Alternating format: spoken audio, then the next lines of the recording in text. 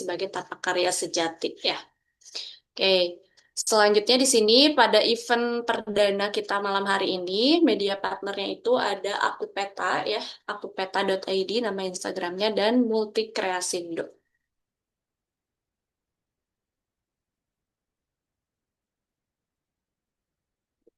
Lanjut, bisa next. Nah, teman-teman semuanya bisa mengunjungi akun kita di sini ya. Ada komunitas Percikan Literasi, komunitas WhatsApp, kemudian ada channel Percikan Literasi yang saat ini sudah hampir 2.000 followers. Kemudian di Instagram juga ada @percikanliterasi_ ya. Di sini kita sharing rutin setiap harinya ya, sharing yang insya Allah hal-hal yang menggugah keimanan. Nah, selanjutnya di sini ada karya-karya buku. Sebenarnya karyanya lebih dari ini ya, tapi ini yang ready stock dan bisa dipesan nih. Jadi, yang pertama ada buku Madrasah Kehidupan, yang kedua ada buku Salamku untuk Ramadan, yang ketiga ada Sajian Pena Mereguk Iman, dan yang terakhir ini baru launching ya, Hidup Hanya 3 Hari, jadi masih open PO.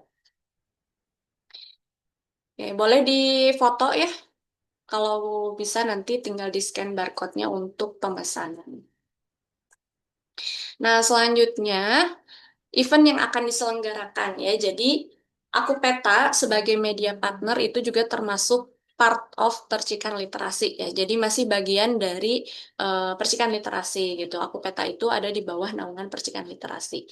Nah, untuk informasi kepada semua ibu-ibu yang hadir malam hari ini gitu ya, aku peta akan mengadakan sebuah event offline ya, ini tentang gamophobia ya. Jadi gamophobia itu di mana sekarang fenomenanya orang-orang itu takut menikah gitu ya, dengan banyak hal alasannya, bisa karena luka misalnya ya, karena luka masa lalu atau karena kasus perceraian yang tinggi dan lain sebagainya. Jadi buat ibu-ibu di sini yang misalnya punya anak usia pranikah gitu ya, atau punya anak yang usianya mahasiswa gitu ya, itu bisa banget buat diinformasikan event ini gitu ya, disampaikan. Mudah-mudahan ini bisa jadi wasilah gitu ya buat anak-anaknya ibu-ibu yang memang tadi masih usia pranikah.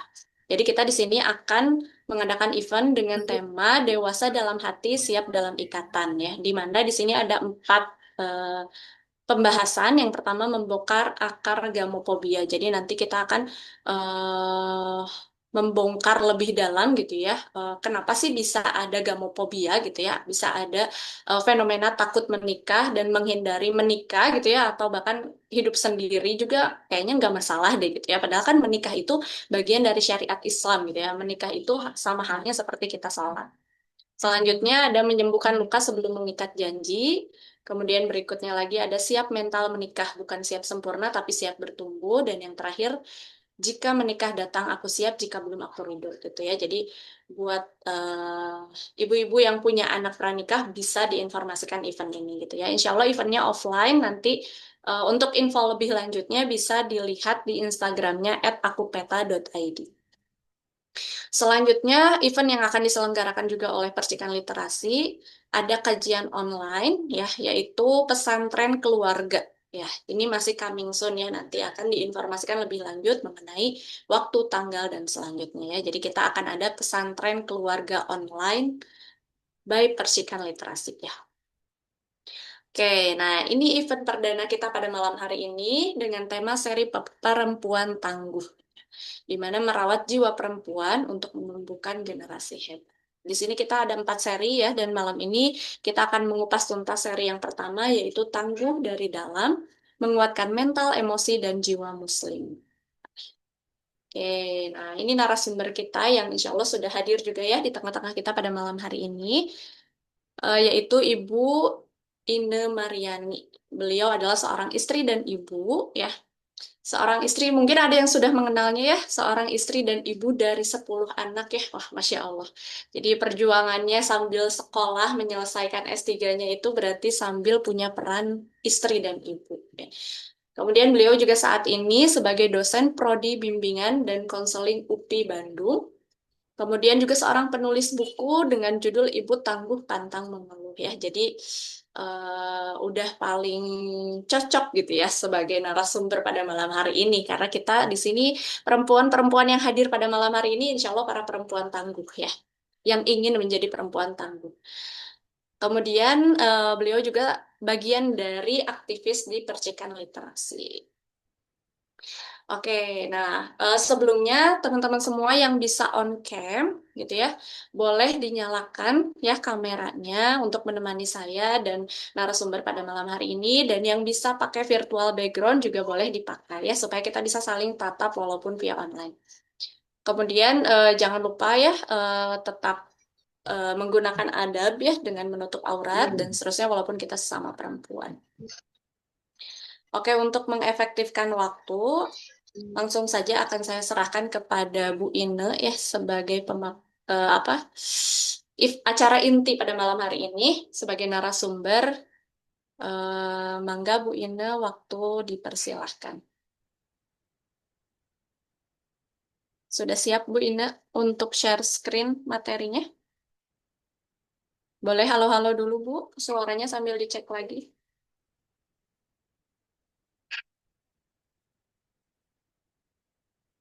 Ya, gimana masih semangat? Sudah jam 8 lebih 5 ya. Pasti ini ada yang sambil ngemong anaknya ya, ibu-ibu muda.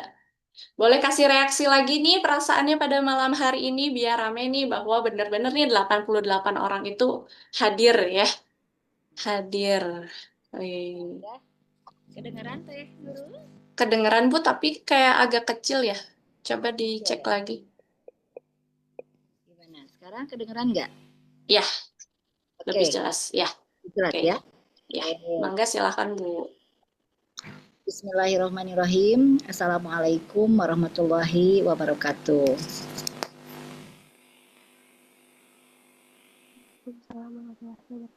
Waalaikumsalam warahmatullahi wabarakatuh. Ya, alhamdulillahirabbil alamin. Walladzi arsala rasulahu bil huda wa dinil haq liyudhhirahu ala dini kulli wa kafa billahi syahida.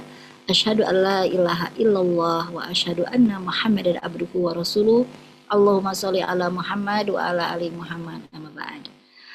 Alhamdulillah segala puji bagi Allah Rabb sekalian alam yang pada malam hari yang berbahagia ini kita diberikan kesempatan oleh Allah untuk mengisi hari-hari terakhir di bulan Sya'ban yang insya Allah ini adalah sebagai wujud kita mempersiapkan, menyambut bulan Ramadan yang akan kita jelang. Mudah-mudahan Allah mempertemukan kita dengan Ramadan di 1447 Hijriah ini.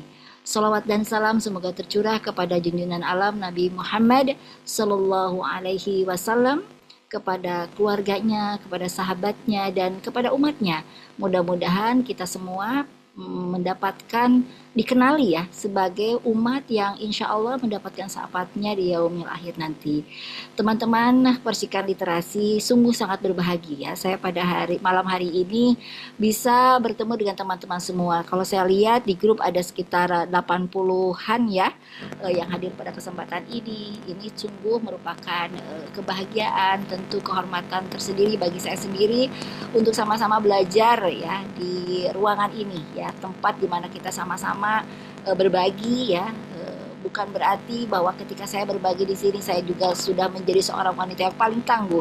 Tentu di sini juga teman-teman dengan segala keluar biasaannya ya, kehadiran teman-teman aja di sini saja di ruangan ini sudah menunjukkan kalau teman-teman adalah perempuan-perempuan muslimah-muslimah yang insya Allah ya ingin mempersembahkan pengabdian terbaik kepada Allah Subhanahu wa taala. Makanya marilah kita semua sama-sama belajar, karena belajar ini kan selama-lamanya, tidak ada berhentinya gitu ya. Mudah-mudahan dari apa yang kita jalani malam hari ini benar-benar mengikat silaturahmi, mengikat kesungguhan kita gitu ya di dalam mempersembahkan pengabdian kita kepada Allah Subhanahu wa taala dengan mengikuti sunnah rasulnya.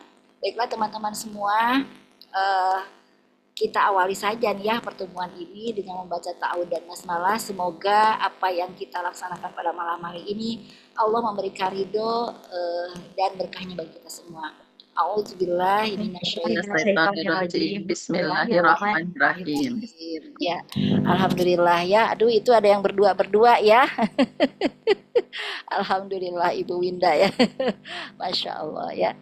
Baiklah, teman-teman semua, izin saya share materi saya pada malam hari ini ya. Udah kelihatan, Ibu-ibu? Sudah, Bu. Oke. Tidak ada tanda-tanda hitamnya lagi ya? Ini nggak ada? Nggak ada, Bu. Nggak Aman, ada Bu. ya? Aman ya, karena tadi ada Aman, Bu. hitam-hitamnya. Aman-aman. Oke teman-teman semua, karena ini sudah sangat malam ya, jadi kita akan sama-sama hayu ya belajar di malam hari ini, dan ini seri ya. Jadi nanti kita akan lanjutkan mengisi juga di bulan Ramadan. Ramadan itu adalah bulan di mana ampunan dan segala keinginan bisa terwujud. Ada Lailatul Qadar, ada menu Lailatul Qadar. Jadi pada saat itulah ketika kita sekarang belajar menjadi muslimah tangguh. Kalau belum tangguh nanti jadi tangguh kalau sudah ada malam Lailatul Qadar. Jadi teman-teman jangan lengah, teman-teman jangan tidak menikmati sajian yang nanti luar biasa yang Allah berikan di bulan di Ramadan ini. Nah, mudah-mudahan mari kita sama-sama niatkan teman-teman ya, bahwa malam ini adalah malam di mana kita ingin menunjukkan kepada Allah, ya Allah, kami bersungguh-sungguh untuk menyambut Ramadan ini. Kami sungguh-sungguh berbahagia menyambut Ramadan ini. Kami sungguh-sungguh ingin menjadikan Ramadan ini menjadi Ramadan terbaik dalam kehidupan kami, sehingga keinginan kami untuk menjadi muslimah tangguh itu Engkau wujudkan dalam diri kami, dalam jiwa kami, dalam mengisi kehidupan kami sampai kami kembali kepada Engkau, ya Allah. Nah, itu jadi teman-teman fahami bahwa pertemuan ini adalah sebagai pertemuan yang mengawali bahwa Rasulullah saja ketika mau Ramadan itu persiapannya dari bulan Rajab. Bulan Sya'ban itu luar biasa Rasulullah itu ya.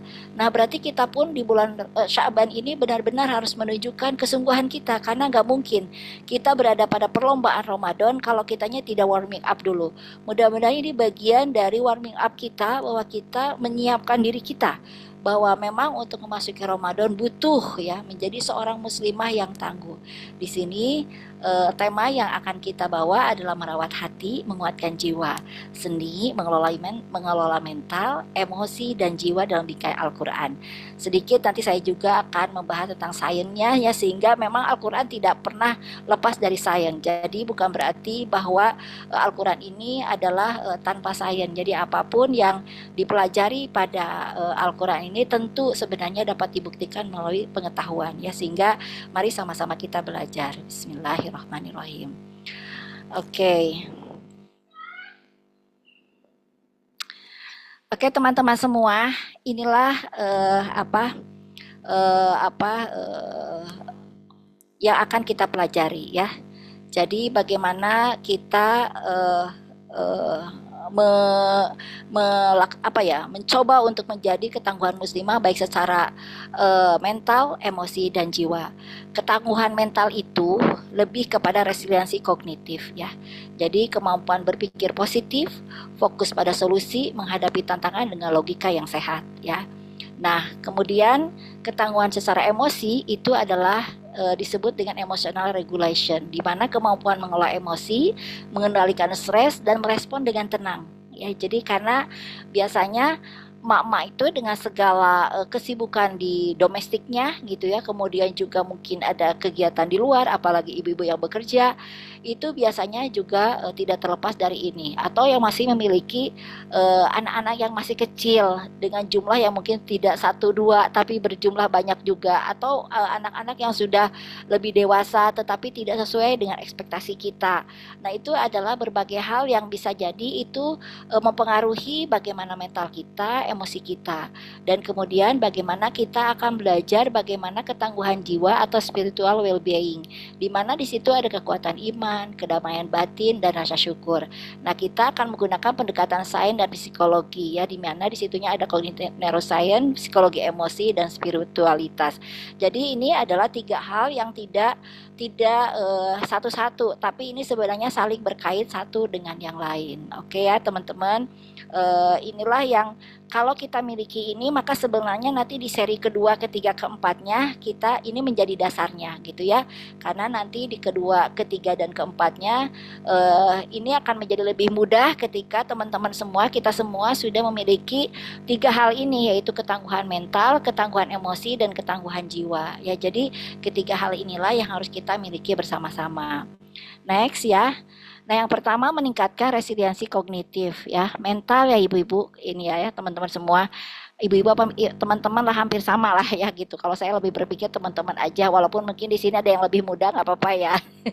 Jadi teman-teman bareng-bareng gitu sahabat ya.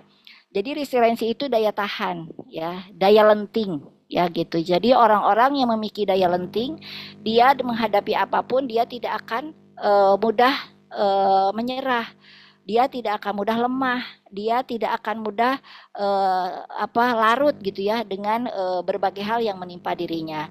Di mana di situ harus memiliki cognitive reframing, jadi rekonstruksi pikiran.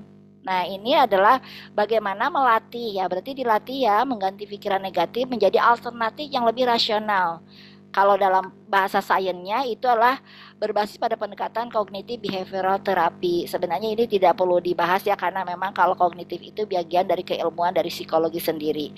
Tetapi misalnya contoh yang bisa kita dapat adalah saya gagal, sebenarnya tidak ada yang gagal, tapi saya sedang belajar. Coba lihat, Rasulullah juga tidak selamanya mulus seperti tol, perjuangannya nggak ada ya. Semuanya juga melalui kegagalan. Bahkan beliau itu kalau dakwahnya kan kebayang sendiri ya seperti apa gitu ya, ditolak gitu kan ya, kemudian juga diusir, bahkan akan dibunuh gitu ya karena perjuangannya. Jadi sebenarnya kegagalan itu bahkan dibutuhkan ibu-ibu semua ya untuk menjadi tangguh. Jadi kita tidak bisa menyebut diri kita tangguh kalau kita tidak pernah belajar dari kegagalan. Artinya makanya Allah ngasih kita gagal, makanya Allah ngasih kita lemah, makanya Allah ngasih kita kesusahan, kesulitan, karena sebenarnya Allah sedang mengajarkan kepada kita untuk lebih tangguh. Jadi kalau misalnya kita berpikir ingin tangguh gitu ya, berarti harus siap dengan tantangan-tantangan ya gitu, tantangan berbagai hal ya. Jadi memang Allah menyengaja gitu kan ya, Allah berikan ini. Jadi sangat mustahil kalau kita ingin tangguh tapi kita berada pada zona nyaman, sangat mustahil karena tidak memungkinkan untuk bisa mengetahui sejauh mana sebenarnya kita dalam ketangguhan kita gitu ya. Seperti itu. Sebentar ya. Ini saya mematikan ini dulu. Ini nih. Bentar ya. Oke. Nah, kemudian yang kedua tadi adalah grow mindset ya, grow mindset sebentar. Grow mindset itu adalah pola pikir bertumbuh ya gitu. Ibu-ibu kalau ingin jadi tangguh harus memiliki keyakinan bahwa kemampuan itu dapat berkembang melalui usaha. Jadi nggak ada ibu-ibu aku mah nggak bisa, nggak ada. Atau bilang aku mah udah begini dari sananya, nggak ada itu ibu-ibu ya. Aku mah nggak bisa, aku mah tidak bisa menulis kata siapa itu ya. Aku mah aku mah tidak bisa mengurus ini itu misalnya. Nah, itu adalah sesuatu yang tidak itu adalah berarti kalau begitu ibu memiliki yang disebut peak mindset atau pola pikir yang pola pikir yang tidak berkembang berarti kan ya, atau tetap gitu. Misalnya kecerdasan itu tidak bisa berkembang, bisa berkembang ibu-ibu ya. Jadi kognitif itu bisa berkembang. Bahkan kognitif itu, kemampuan kognitif itu bisa berkembang atau bisa lebih berkembang apabila kita melakukan olahraga misalnya. Dengan olahraga yang sering maka kemampuan kognitif kita bisa lebih bagus gitu ya, cara berpikir kita gitu ya.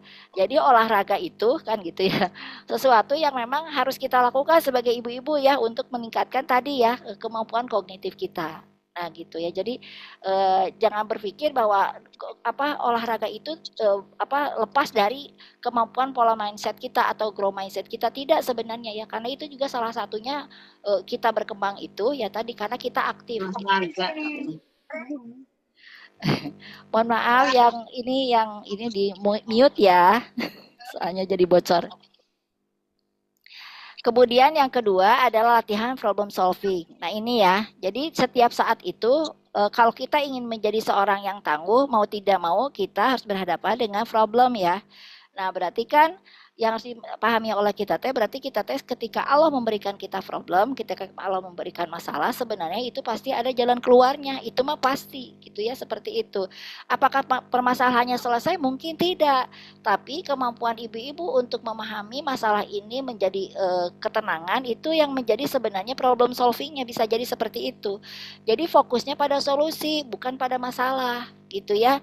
Misal gitu ya, kalau anak sakit gitu ya, bukan bapak dan ibu saling menyalahkan kenapa anaknya sakit, tapi kan bagaimana solusi agar anak ini menjadi sehat itu saja gitu. Karena tidak sedikit suami istri kemudian jadi saling menyalahkan hanya gara-gara anaknya sakit gitu kan, seperti itu. Tetapi kalau misalnya kita mengevaluasi kenapa anaknya sakit itu perlu. Tetapi kalau misalnya kita saling menyalahkan kenapa masalah itu tumbuh atau ada, ya itu mah berarti kan bukan seperti itu ya.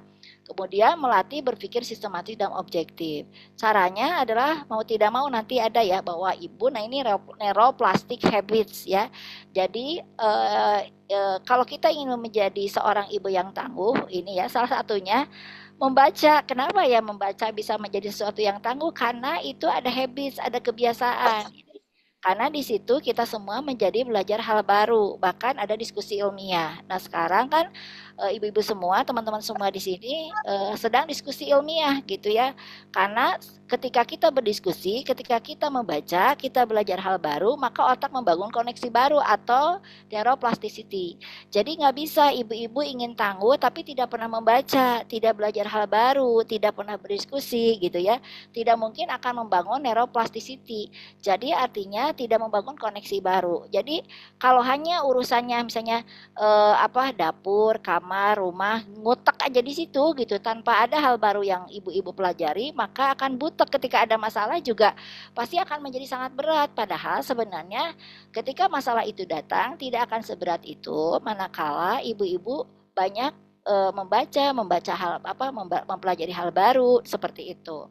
Kemudian yang selanjutnya adalah self talk positif ya. Jadi ibu-ibu kalau ada sesuatu yang salah dalam diri kita, boleh bicara ke diri kita sendiri. Ini juga bisa menguatkan tingkat optimisme di kita sendiri ya, dialog internal gitu ya. Jadi ke diri sendiri ya, kayak ngomong sendiri, tapi bukan ngomong kayak orang yang kurang waras ya ibu-ibu ya, tetapi ini teh membicarakan ke diri sendiri gitu ya. Misalnya teh saya sehat, saya baik gitu kan ya, saya bersyukur gitu kan ya. Nah itu teh harus, jadi ketika ada sesuatu yang menekan maka carilah sesuatu yang sebenarnya banyak yang lebih disyukuri ketimbang tidak disyukurinya gitu ya. Jadi kalau kita mikirnya misalnya kita punya jerawat satu di wajah kita, kita fokusnya ke jerawat aja gitu yang satu. Jadi ngerasa paling menderita sedunia karena punya jerawat satu. Padahal itu kan hanya 10% dari bagian wajah kita. Nah, yang 90%-nya mah nggak dilihat sebagai rasa syukur, yang 90%-nya kita tidak ada jerawatnya gitu. Nah, kita kadang-kadang fokus ke si jerawat satu itu gitu ya, sehingga menjadi menderita gitu. Padahal kan tidak seperti itu. Ada banyak hal yang kita bisa syukuri, termasuk apapun itu ya, termasuk masalah rezeki, termasuk masalah pasangan, termasuk masalah anak, anaknya begini-begini, coba syukuri mana di antara anak kita yang kita syukuri sehingga tidak menjadi berat di jiwa kita gitu kan, seperti itu ya. Oke, selanjutnya adalah menyeimbangkan regulasi emosi. Jadi, dalam psikologi emosi, regulasi emosi adalah kemampuan mengelola respon emosional secara adaptif, ya. Emosi itu kan menunjukkan kita hidup ya ibu-ibu, ada bahagia, ada sedih, ada senang, ada kecewa, ada bete, itu semua emosi gitu ya. Tapi terkadang orang-orang yang tidak mampu mengendalikan emosi, dia itu tidak mengenali dan menamai emosinya. Makanya sebenarnya kita harus membutuhkan emotional awareness. Jadi sebenarnya kita teh harus kenali, kemudian kendalikan gitu. Kalau kita tidak mengenali, maka tidak bisa mengendalikan gitu ya. Makanya ada berbagai hal lah gitu ya, kayak teknik pernapasan relaksasi, deep breathing misalnya ya, menurunkan aktivitas amigdala, pusat stres ya. Di dalam otak kita itu ada pusat stresnya gitu ya, kemudian mengaktifkan sistem saraf parasimpatik. Jadi artinya ketika kita mengalami emosional gitu ya, ada pernapasan. Jadi misalnya tarik melalui hidung, ditahan gitu ya. Tariknya 5 menit ya. Tarik ke hidung, kemudian ditahan 8 detik, kemudian turunkan 5 menit secara pelan-pelan. Nah, itu teh adalah teknik relaksasi ya. Makanya mau melahirkan juga kan itu ibu-ibu disuruhnya teknik pernapasan ya. Itu tuh mengurangi rasa sakit sebenarnya itu tuh ya. Kenapa? Karena ya tadi ya ternyata itu bisa jadi membantu kita ya menurunkan aktivitas amigdala. Jadi kalau kita tidak menurunkan aktivitas amigdala, maka biasanya kita menjadi marah, kita menjadi emosional. Kalau sedih, sedih banget gitu. Jadi akhirnya nanti tubuhnya kesetres. Nah, makanya Rasulullah mah kalau marah sambil kalau lagi marah berdiri maka duduk, kalau enggak berbaring, kalau enggak wudhu, kalau enggak sholat. Itu teh adalah langkah-langkah step-step yang untuk nurunin tadi ya amigdalanya gitu ya, pusat stresnya gitu ya, seperti itu. Supaya apa? Supaya kita teh terbiasa latihan ketika marah tidak langsung jebret marah gitu. Nah, tidak seperti itu. Karena tidak sedikit dari kemarahan itu kemudian mengakibatkan berbagai perilaku-perilaku yang merugikan, sebenarnya kan seperti itu ya. Nah, bahkan Rasulullah mah kan jangan marah cenah gitu ya. Sebenarnya kita teh boleh marah tetapi kan jangan marah yang di luar kendali kita gitu ya. Sehingga kalau zaman sekarang mah disebut tantrum gitu ya. Ibu-ibu tantrum gitu ya. Sebenarnya ibu-ibu mah kan kalau dilihat dari tugas perkembangannya harusnya tidak tantrum lagi, tapi ada ibu-ibu yang tantrum. Nah, itu berarti tugas perkembangannya tidak selesai. Harusnya itu mah anak yang umur berapa tahun bisa tantrum. Makanya ada orang dewasa yang kekanak-kanakan gitu ya. Jadi orang dewasa yang kekanak-kanakan itu adalah orang dewasa yang dia berperilaku seperti anak-anak jika budak letik gitu kelakuannya teh. Nah, berarti kan tugas perkembangannya itu tidak selesai, makanya dia tagih ketika dewasa pun dia masih seperti itu teh adalah kekanak-kanakan. Kemudian mindfulness, latihan hadir penuh tanpa menghakimi. Jadi apapun yang dihadirkan kepada kita gitu ya, kita menyadari bahwa ini semua teh adalah kehendak dari ilahi, dari Allah Subhanahu wa taala ya, tanpa menghakimi, karena sebenarnya siapapun gitu ya, ketika yang berhak menghakimi maka hanya Allah ya gitu ya. Gitu. Tetapi kita mah adalah justru bagaimana ketika anak tidak sesuai ekspektasi, pasangan tidak sesuai ekspektasi gitu ya, atau apapun tanpa tidak sesuai dengan harapan kita, maka kita menghadirkan diri kita secara penuh mindfulnya gitu, hadir bahwa ini semua teh adalah sesuatu yang memang sudah ditetapkan. Itu dulu gitu, pegang dulu gitu ya, supaya tidak emosinya seimbang gitu. Kemudian ya tadi ada delay respon, pause teknik ya, memberi jeda sebelum bereaksi. Bisa dengan menghitung misalnya 1, 2, 3, 4, 5, nah begitu ya. Misalnya ya 10 kali sebelum ngomong gitu ya, sebelum ngomong jangan ngomong dulu gitu, jangan langsung respon gitu ya. Jadi ada stimulusnya apa, misalnya anak seperti apa. Nah, stimulusnya jangan langsung berat gitu ya seperti itu, tapi hitung dulu ya supaya kita lebih menyeimbangkan emosi yang akan yang akan ditampilkan gitu ya, yang akan kita berikan gitu kepada siapapun itu gitu ya. Seperti itu. Kemudian, nah ini validasi rasa. Ibu-ibu, teman-teman semua, kita teh manusia biasa. Ya, menjadi muslimah teh bukan berarti tidak boleh sedih, lelah atau cemas. Saya juga pernah sedih, pernah lelah, pernah cemas ya. Kebayang merenya, da anak-anak teh 10 anak, 10 karakter, 10 keinginan, 10 perbedaan. Ya, sehingga kalau kita sedih, lelah atau cemas ya wajar atau ya, da Allah teh memberikan rasa itu. Jadi ketika kita sedih ya Allah ngasih rasa sedih itu. Dan Rasulullah juga pernah sedih, pernah menangis ya, pernah lelah, pernah juga ya, pernah cemas tentu. Ya di dalam Quran juga kan dikatakan jangan bersedih gitu kan ya, seperti itu karena mereka cepat menjadi kafir. Berarti kan Rasulullah sendiri gitu kan diberikan rasa itu. Kita juga berarti kan sama seperti itu. Bahkan ya tadi para nabi dan Maryam alaihissalam pernah mungkin merasa sempit dadanya ya ketika akan mau melahirkan. Wahai gitu saking sakitnya menahan rasa mau melahirkan ya, kalau saja aku mati saja sebelum ini gitu.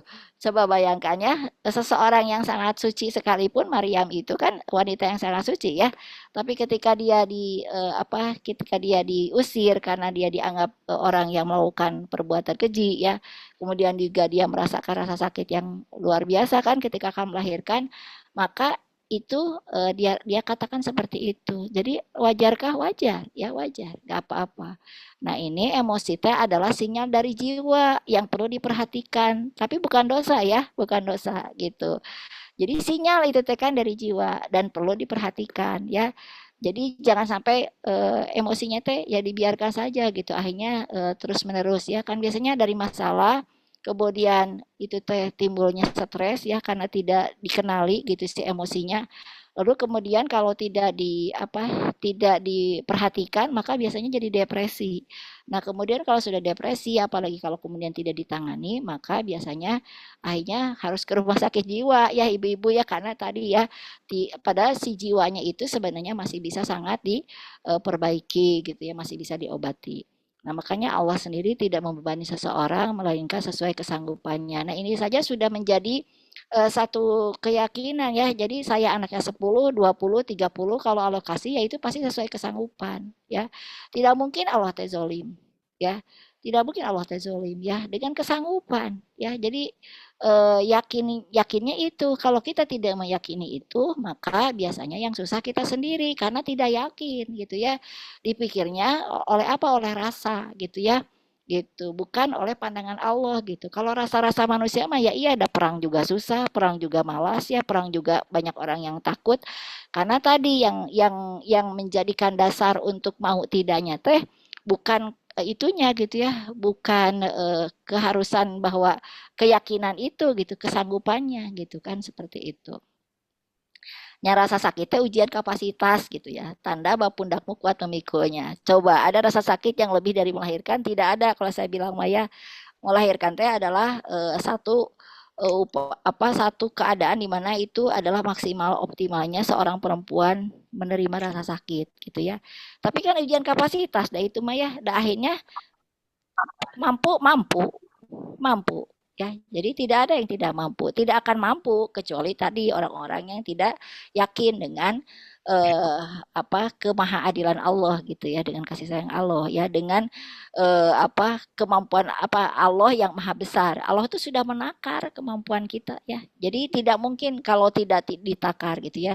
Tapi kenapa orang jadi stres? Anaknya dua juga stresnya ya tadi gitu ya, karena dia tidak bisa memvalidasi rasanya ketika dia kemudian mendapatkan persoalan atau masalah dalam kehidupannya atau masalah ekonomi atau apapun gitu ya.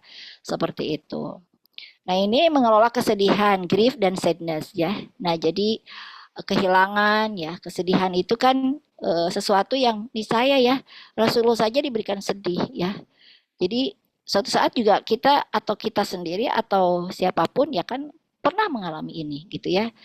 Jadi yang penting mah jangan biarkan kesedihan teh menghentikan langkah ibadah dan hidupmu kan gitu ya.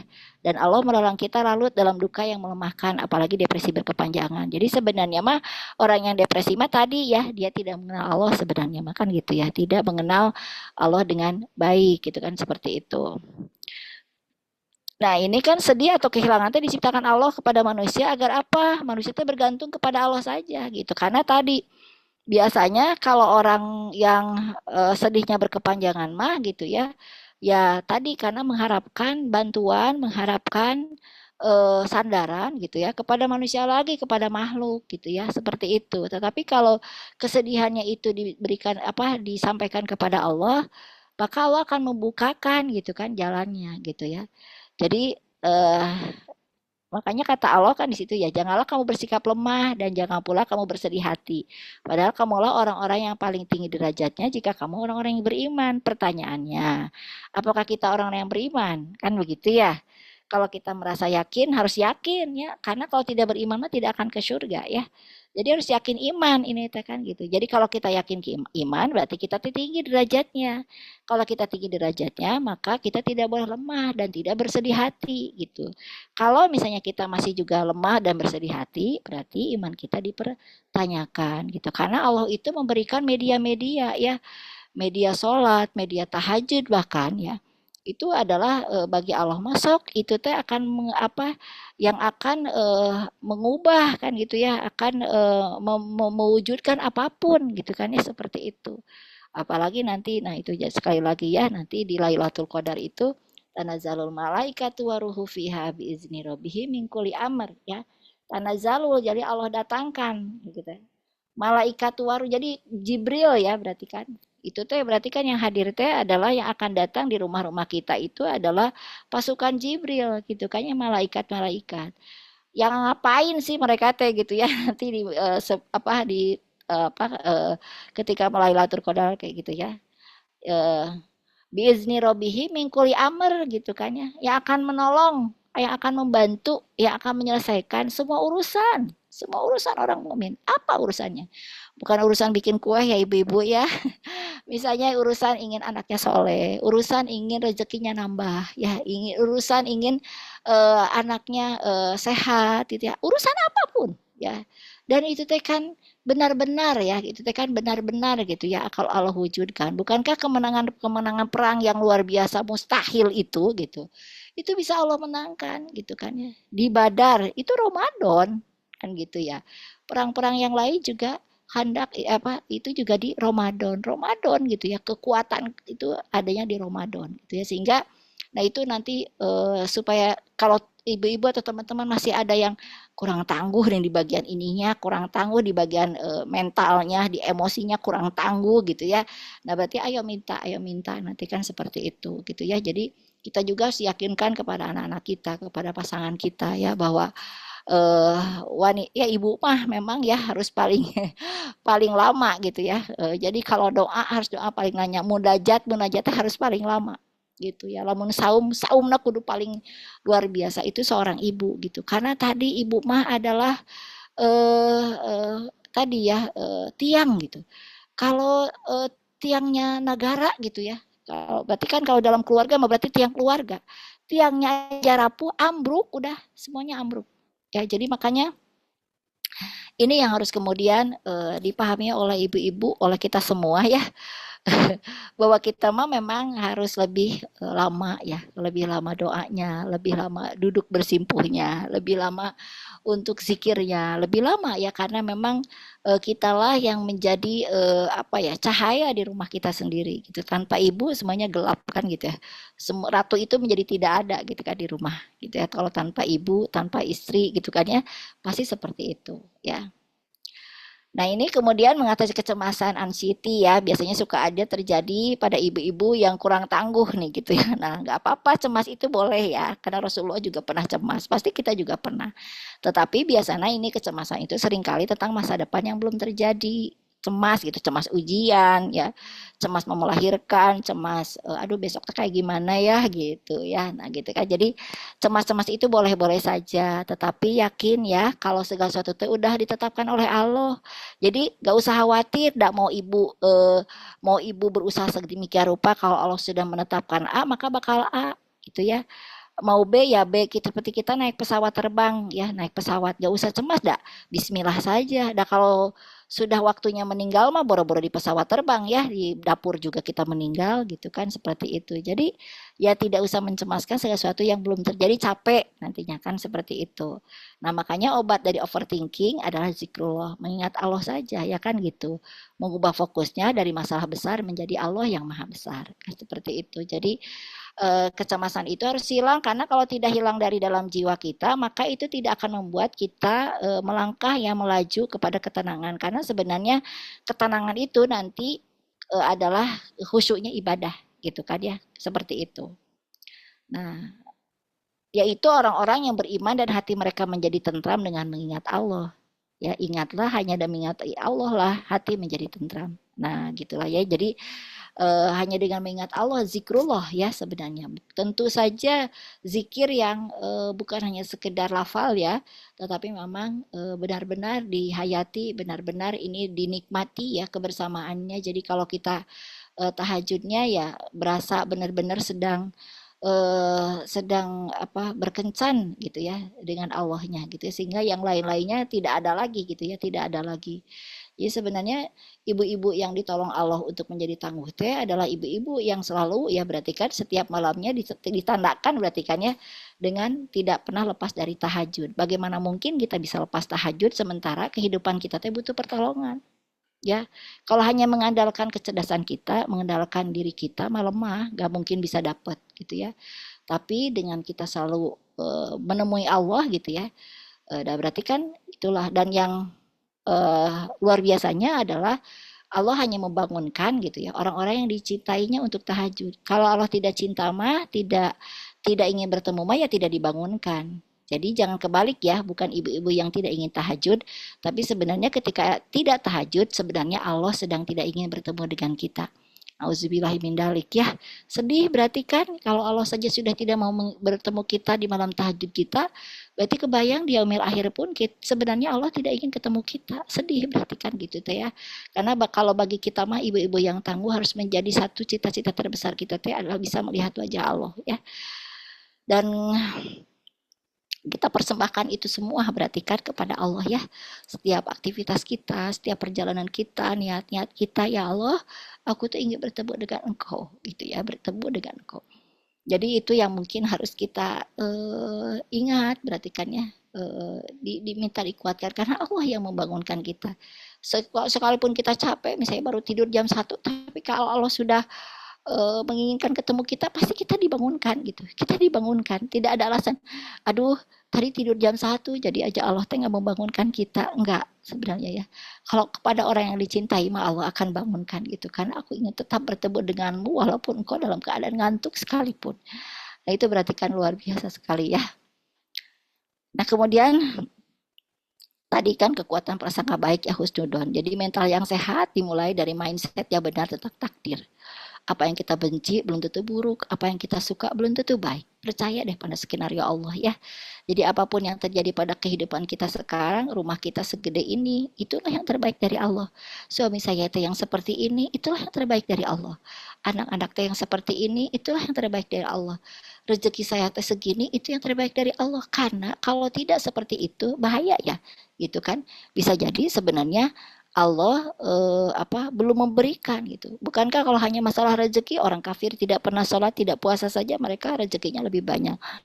Tapi apakah itu lebih mulia dari kita? Tentu tidak gitu ya. Bahkan bisa jadi itu istidraj ya. Jadi sebenarnya apapun yang sekarang ada pada kehidupan kita inilah yang terbaik yang diberikan Allah kepada kita.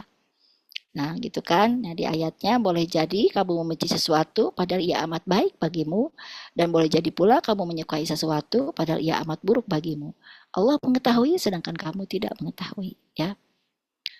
Nah, ini meningkatkan yang ketiga adalah kesejahteraan spiritual, ya. Nah, dalam psikologi positif dan psikologi agama, spiritual well-being berkaitan dengan makna hidup dan koneksi transenden, ya. Jadi kalau dalam bahasa psikologinya koneksi transenden ya gitu karena kita berhubungan dengan zat yang gaib gitu kan dengan zat yang tidak terlihat gitu ya tetapi ini bisa meningkatkan kesejahteraan spiritual kita gitu ya seperti itu jadi kalau saya sendiri psikologi itu memang dari Amerika ya jadi banyakannya teori-teori dari Amerika ya teori-teori orang yang tidak beragama sebenarnya nah makanya itu kemudian harus kita imbangi dengan psikologi Islam sendiri gitu ya bagaimana sebenarnya dalam kehidupan Islam itu tidak pernah jauh sebenarnya dari psikologi ya makanya disebutnya psikologi positif ya jadi bukan psikologi yang aneh-aneh gitu ya karena memang psikologi itu ada psikologi yang alirannya itu tidak sesuai lah ya kalau dengan keyakinan kita gitu ya. Nah, meaning making ya. Nah, ini tadi ya mampu melihat ujian sebagai bagian dari rencana ilahi. Nah, praktek ibadahnya konsisten ya, salat, zikir, tilawah meningkatkan ketenangan psikofisiologis ya. Penelitian menunjukkan aktivitas spiritual menurunkan kortisol ya atau menurunkan kadar kecemasan gitu ya. Dan kemudian ada gratitude practice, rasa syukur. Ya silakan nanti ibu-ibu di grup ini berarti ya selama setelah kegiatan ini gitu ya sampai nanti bulan Ramadan berakhir setiap hari kita menuliskan jurnal syukur minimal tuliskan saja 3 hal yang disyukuri setiap hari apa ya gitu ya coba tulis di bukunya nah nanti kita bisa lihat ya ini teh adalah untuk gratitude practice jadi kayak semacam nanti bisa dibaca lagi, wah betapa banyak sebenarnya kan gitu. Makanya kalau kata Allah teh, kalau kita menghitung syukur mah menghitung rasa nikmat mah mau kehitung gitu ya. Nah ini mah makanya rasa syukur teh kenapa? Karena untuk mengimbangi gitu ya sesuatu yang di luar ekspektasi gitu kan seperti itu. Dan ini bisa meningkatkan hormon dopamin dan serotonin. Hormon ini adalah hormon yang meningkatkan kesenangan, ketenangan gitu ya seperti itu. Kemudian, nah ini tawakal dan acceptance ya, sejalan dengan konsep psikologi acceptance. Jadi mengurangi resistensi terhadap realitas, menolak realitas gitu ya. Nah kita mah seorang yang beriman, seseorang yang wanita tangguh itu ya harus tadi ya tidak resisten gitu ya, tapi menerima ini semua sebagai bagian dari ketetapan gitu kan seperti itu ya. Jadi kalau sudah menerima ketetapan ada apa sih? Apakah harus marah-marah gitu? Apa harus tidak menderita gitu ya? Tidak seperti itu kan ya. Kemudian self transcendence ya. Di situ berarti nah salah satunya adalah untuk bisa melayani orang lain. Kemudian akan meningkatkan kesejahteraan batin. Jadi sebenarnya kalau kita masih ya marah-marah ketika cuci baju, ketika cuci piring gitu ya, karena ngerasa kenapa sih harus aku aja gitu, kenapa harus yang ribet aku, nah itu mah berarti belum self transcendence ya, karena belum bisa menyuguhkan gitu ya, justru pelayanan terbaik kepada orang lain. Orang lainnya juga bukan orang lain dalam konteks siapapun ya, tapi kan anak-anak kita, suami kita gitu ya. Tetapi bukan berarti kita tidak mengajarkan kepada anak-anak kita untuk mandiri ya, mengatur pekerjaan misalnya. Tetapi ketika anak kita tidak mengerjakannya karena berbagai hal, bukan berarti kemudian kita jadi bang breng-brong gitu ya. Misalnya, kenapa sih ini tidak dikerjakan? Nah, itu ya tidak seperti itu. Kita mungkin bisa mengubah narasinya dengan, oh tadi cuci piringnya sama mama atau sama ibu, jadi pahalanya dapat sama ibu nih gitu. Cukup kata-kata itu. Sehingga sebenarnya anak akan menerima pesan itu gitu ya, karena kalaupun kita marah-marah belum tentu anak bisa menerima itu sebagai sesuatu yang harus dia lakukan sebenarnya begitu ya. Nah, selanjutnya adalah sabar sebagai kekuatan aktif. Jadi sabar itu bukan pasrah ya, diam tertindas. Ini pasti udah pada tahu ya. Sabar itu adalah pertahanan jiwa yang kokoh atau resiliensi. Sabar dan sholat itu adalah formula penyembuhan mental terbaik. Jadi kalau di dalam ayatnya sendiri itu didahulukan sabar dulu baru sholat kan gitulah ya gitu ya. Jadikanlah sabar dan sholat sebagai penolongmu kan gitu ya. Jadi ya ayyuhalladzina amanu ta'inu bisobri wasolah innallaha ma'asobirin kan begitu ya. Kenapa ya sabar dulu nggak sholat dulu? Misalnya jadikanlah sholat dan sabar sebagai penolongmu. Tapi Allah mengatakan ta'inu bisobri wasolah gitu. Jadikanlah sabar dan sholat sebagai penolongmu. Karena kan gitu ya. Eh, Ketika kita mau melaksanakan sholat saja harus dengan penuh kesabaran ya. Kalau tidak sabar mah terburu-buru. Kalau tidak sabar mah maka akan tidak ternikmati si sholatnya teh gitu kan ya gitu, karena sabar tadi ya pertahanan jiwa yang kokoh di antara kesibukan kita, di antara riweuhnya, di antara berbagai aktivitas, tapi tetap ketika sholat mah kita fokus itu teh sabar gitu ya, maka itu teh akan menjadi penolong kan seperti itu ya, karena Allahnya juga mengatakan demikian. Jadi miliki dulu gitu kan ya. Sabar itu sebagai kekuatan aktif gitu ya. Berarti kan fokusnya luar biasa, ketenangannya ya tadi kan diawali dengan mental yang tangguh, kemudian emosi yang stabil, maka sebenarnya well-being spiritualnya juga akan bagus gitu kan seperti itu ya. Nah, ini selanjutnya adalah seni melepaskan tawakul ya. Nah, tawakul itu banyak stres muncul karena kita ingin mengontrol hal di luar kendali kita, kudu gitu ya. Padahal tidak semua harus kudu ya, kecuali kita masuk surga mah eta mah kudu. Nah, berarti kan dalam rangka ini juga tawakul itu bisa jadi kalau ini kemudian tidak membuat kita menjadi sukses ke surga mah lepaskan gitu ya. Jadi tugas kita hanya berusaha ikhtiar, hasil adalah hak prerogatif Allah. Tawakul adalah melepaskan beban dari hati, menyerahkannya ke langit. Gitu kan seperti itu. Misal anak belum sholat aja, tapi kita teh sudah berusaha ya, mendoakan sudah, membimbing membacakan ayat sudah, membangunkan sudah. Anaknya teh belum aja, tah etama ya jangan kemudian digenggam di hati sehingga ibu jadi stres dan nangis aja berseharian gitu ya, berhari-hari sampai itu bisa masak, sampai tidak bisa beraktivitas lain. Nah, itu mah tidak seperti itu ya. Ad- ada kal ada kalanya kita memang ibu punten ini Oke ya, jadi seperti itu ya. Jadi tawakal saja kepada Allah ya, karena untuk melepaskan gitu ya. Nanti Allah yang akan menolong kita. Percayalah bahwa percayalah ya kalau Allah belum memberikan kan gitu ya, bukan berarti bahwa kita sebenarnya harus terus-menerus memikirkan itu sehingga terlepas. Memikirkan mah boleh, tapi tidak harus terus terpikirkan. Nah, bagaimana supaya tidak terpikirkan terus tadi doa ya, karena Allah melapangkan. Mungkin masalahnya bisa sama ya.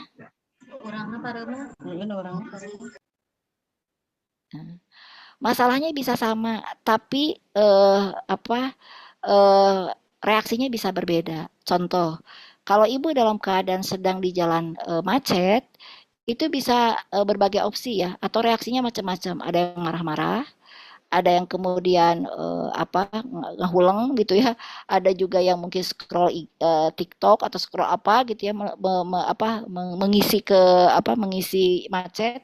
Tapi ada juga orang-orang yang ketika macetnya dia menghafal ayat. Makanya ada supir taksi yang ketika dia menjadi supirnya dia hafal 30 juz gitu.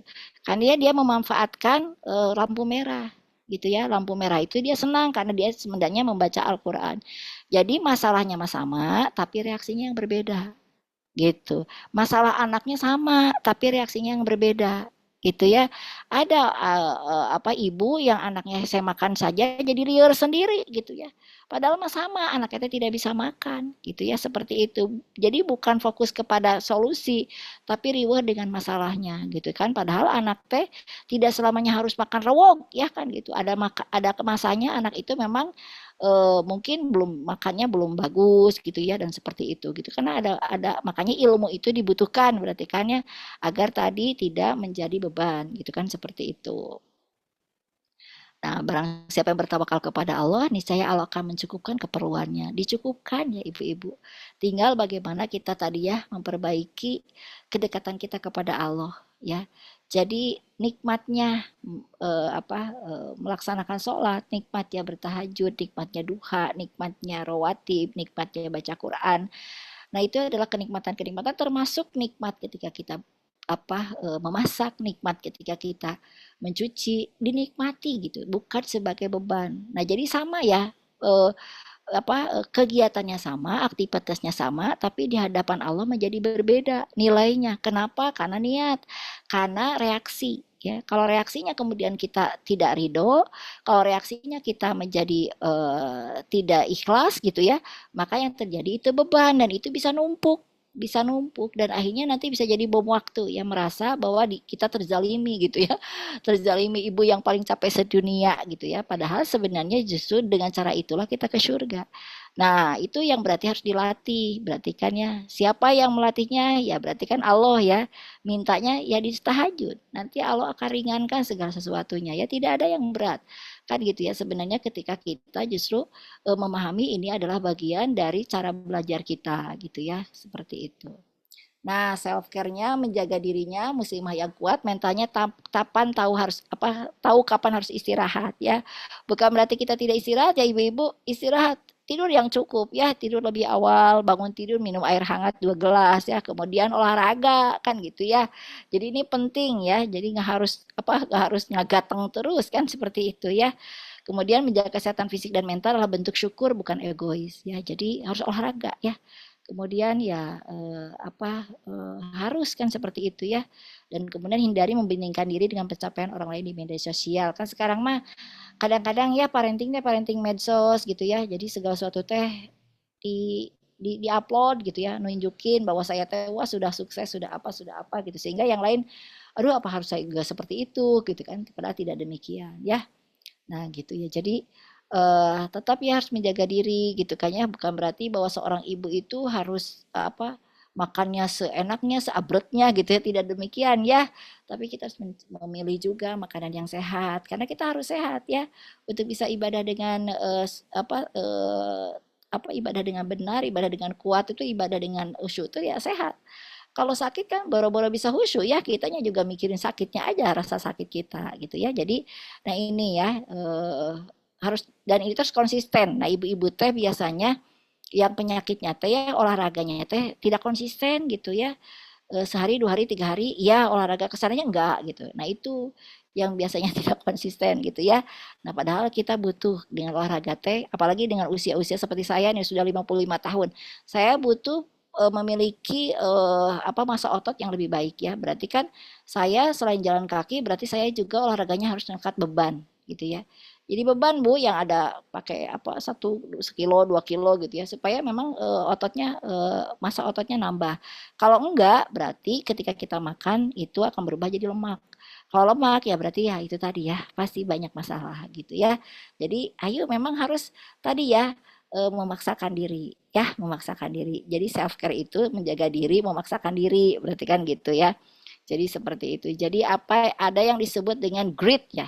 Grit itu adalah kemampuan seseorang ya untuk apa ya, untuk konsisten ya, untuk bersungguh-sungguh melaksanakan sesuatu yang ditujunya gitu. Nah, seperti itu ya. Jadi kalaupun malas dia tetap paksain gitu. Kalau malas dia tetap paksain gitu. Jadi dia wake up, move on gitu. Move gitu. Nggak diem aja gitu. Karena ada juga ibu-ibu yang malas udah benar-benar tidur. Harusnya tuh dia tuh olahraga gitu. Udah diniatkan. Tapi karena tadi gritnya rendah, jadi udah tidur gitu ya. Padahal harusnya olahraga gitu kan seperti itu. Nah orang yang gritnya rendah mah mau baca buku aja susah ya. Mau beberes susah gitu kan ya. Mau baca buku susah, mau ngapalin ayat susah. Jadi segala susah gitu ya. Kenapa ya? Karena tadi gritnya rendah. Dan grit itu bisa dilatih. Jadi Allahumma paksakan cenah gitu ya. Harus memaksakan diri gitu kan seperti itu ya.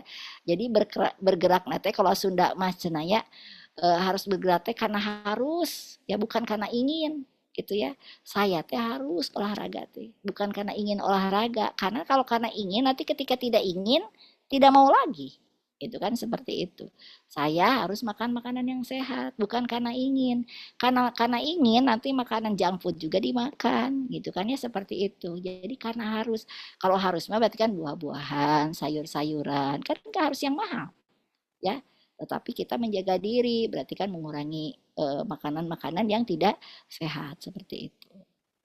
Nah, ini kan mekanisme integratif bagaimana ketiganya saling menguatkan. Jadi pikiran yang sehat, kognitif yang sehat, tadi ya mekanisme mental yang sehat, itu emosinya lebih stabil. Ini secara mental, ya. Jadi pikiran dulu sehat ya, grow mindsetnya benar ya. Kemudian dari emosi yang stabil, maka ibadah lebih khusyuk. Kan seperti itu. Nah, kalau ibadahnya khusyuk, jiwanya tenang, maka pola pikir juga menjadi lebih jernih. Jadi sebenarnya ini adalah ketiga hal yang saling berkaitan satu dengan yang lain. Nah, gitu ya. Jadi secara neurologis ya prefrontal cortexnya rasionalnya menenangkan amigdala emosi. Jadi amigdala itu apa kalau di dalam otak mah apa reptilia brain, reptil ya jadi semacam dinosaurus lah disebutnya gitu ya. Jadi kalau di dinosaurusnya tidak ditahan oleh neokortek ya, nah itu teh oleh pawangnya maka biasanya keluar emosi yang kemana-mana gitu ya. Nah gitu. Kemudian ada praktek spiritualnya menurunkan stres fisiologis. Jadi sebenarnya mah dengan ibadah tuh harusnya ya menurunkan stres fisiologisnya. Kemudian rasa makna hidupnya memperkuat daya tahan mental. Nah gitu ya. Jadi itu secara apa neurologisnya ya seperti itu. Nah jadi tidak menjauh satu dengan yang lain, tetapi mekanismenya saling berkaitan, saling menguatkan satu dengan yang lain gitu ya. Oke, ini sebagai penutupnya, jadilah muslimah yang akarnya menghujam ke bumi. Ya. Menghujam ya ke bumi gitu ya. Kuat prinsip agamanya. Jadi akidahnya kuat, tauhidnya kuat. Nah, cabangnya menjulang ke langit tinggi, harapannya teh pada Allah teh gitu ya, hanya pada Allah, tidak pada makhluk. Jadi kalaupun saya sekarang melayani suami, saya menyediakan makan bukan karena suaminya, bukan karena apa anak-anak bukan, tapi karena Allahnya saja gitu ya. Yang dilihat Allahnya saja sudah gitu ya. Karena kalau kita melihat suami, nanti reaksi suami bisa jadi mengecewakan kita. Udah masak gak dimakan, pasti jadi marah. Padahal mah gak harus marah ya. Karena sebenarnya yang jadi pahala mah menyediakannya, bukan dimakannya. Itu ya. Mau dimakan atau tidak dimakan mah itu mah urusan suami kita, tapi kita menyediakan mah itu urusan saya dengan Allah, karena Allah menyuruh saya menyediakan makan buat suami saya, buat anak-anak saya. Saya mendidik anak-anak saya dengan maksimal optimal. Adapun anak saya tidak soleh itu mah bukan bukan berarti kapasitas saya, karena Allah yang berikan keimanan, ketakwaan mah hanya Allah. Tapi kita berupaya itu urusan kita. Karena dengan mendidik mah itu bagian dari kewajiban, karena kita akan dimintai pertanggungjawaban. Nah, begitu ya. Nah, ada doa penutupnya, doa Nabi Musa ini ya, karena Nabi Musa itu nabi rasul yang paling banyak disebut dalam Al-Qur'an ya, luar biasa ya.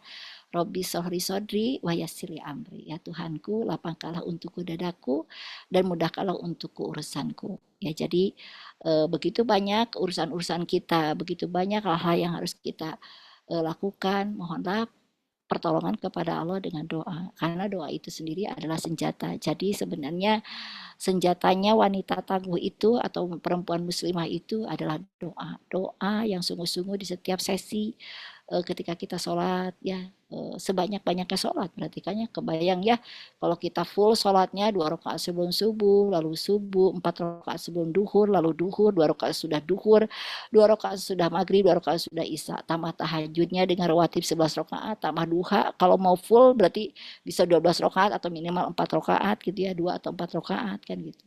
Baca Quran dengan artinya, baca buku, sebenarnya aktivitas itulah yang akan sebenarnya membuat kita menjadi wanita tangguh. Kenapa? Karena Allah akan menolong orang-orang yang bertakwa gitu ya.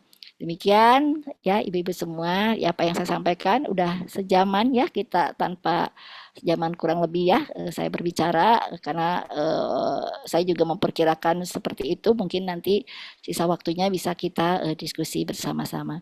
Mohon maaf jika ada kata-kata yang kurang berkenan.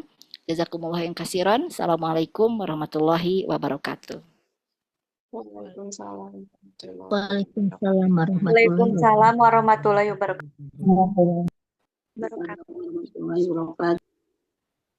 Alhamdulillah, terima kasih kepada Bu Ine ya yang sudah memaparkan materi pada malam hari ini tentang bagaimana mengelola, memanage gitu ya, mental, emosi, dan jiwa.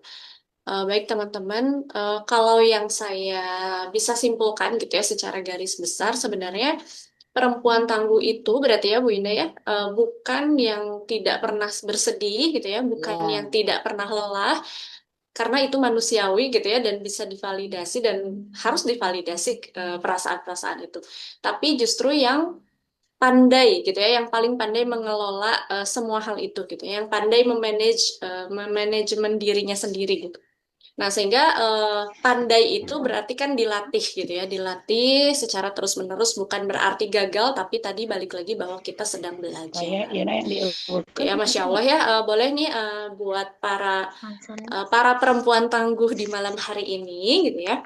Jika ada yang mau bertanya dengan audio langsung gitu ya, boleh raise hand. Oke, udah ada ya? Udah ada dari Bunda Bibil. Boleh yang mau lewat kolom chat juga boleh ya. Boleh Bunda Bibil di open mic-nya.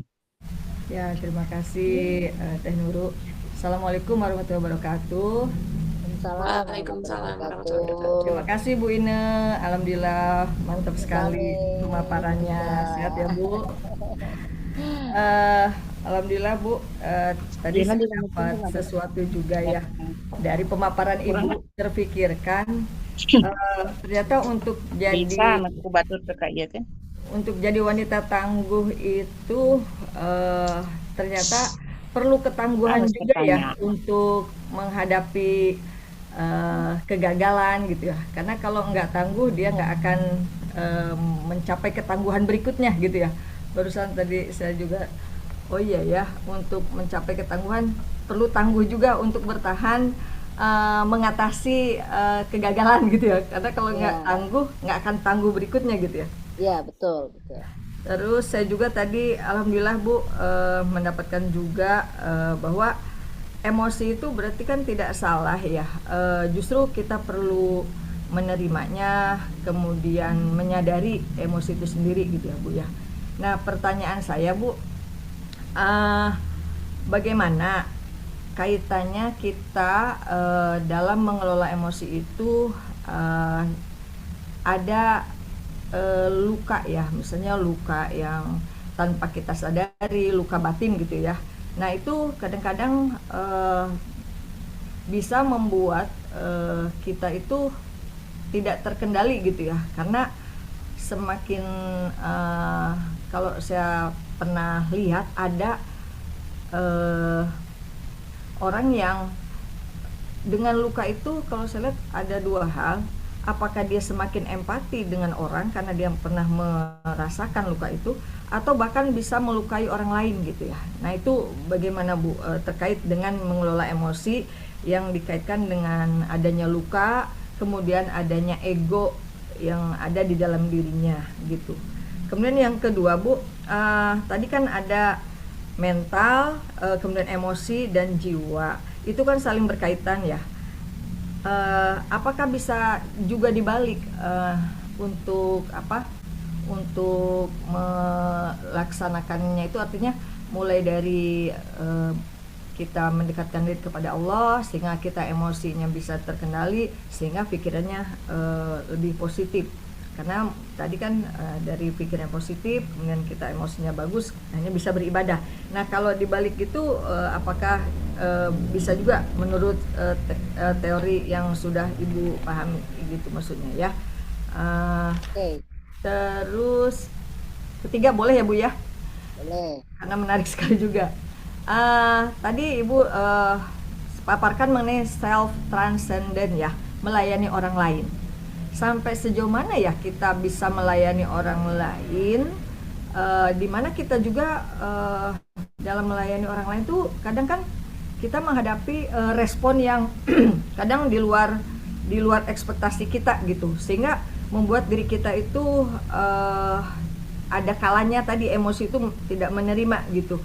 Nah dikaitkan dengan sabar atau pertahanan jiwa itu sejauh mana nih, apakah terus aja mengikuti atau ada tahap tertentu yang membuat kita harus tegas untuk bisa membuat orang tersebut mengerti bahwa tidak selamanya, maksudnya tuh melayani itu ada batas atau gimana gitu Bu.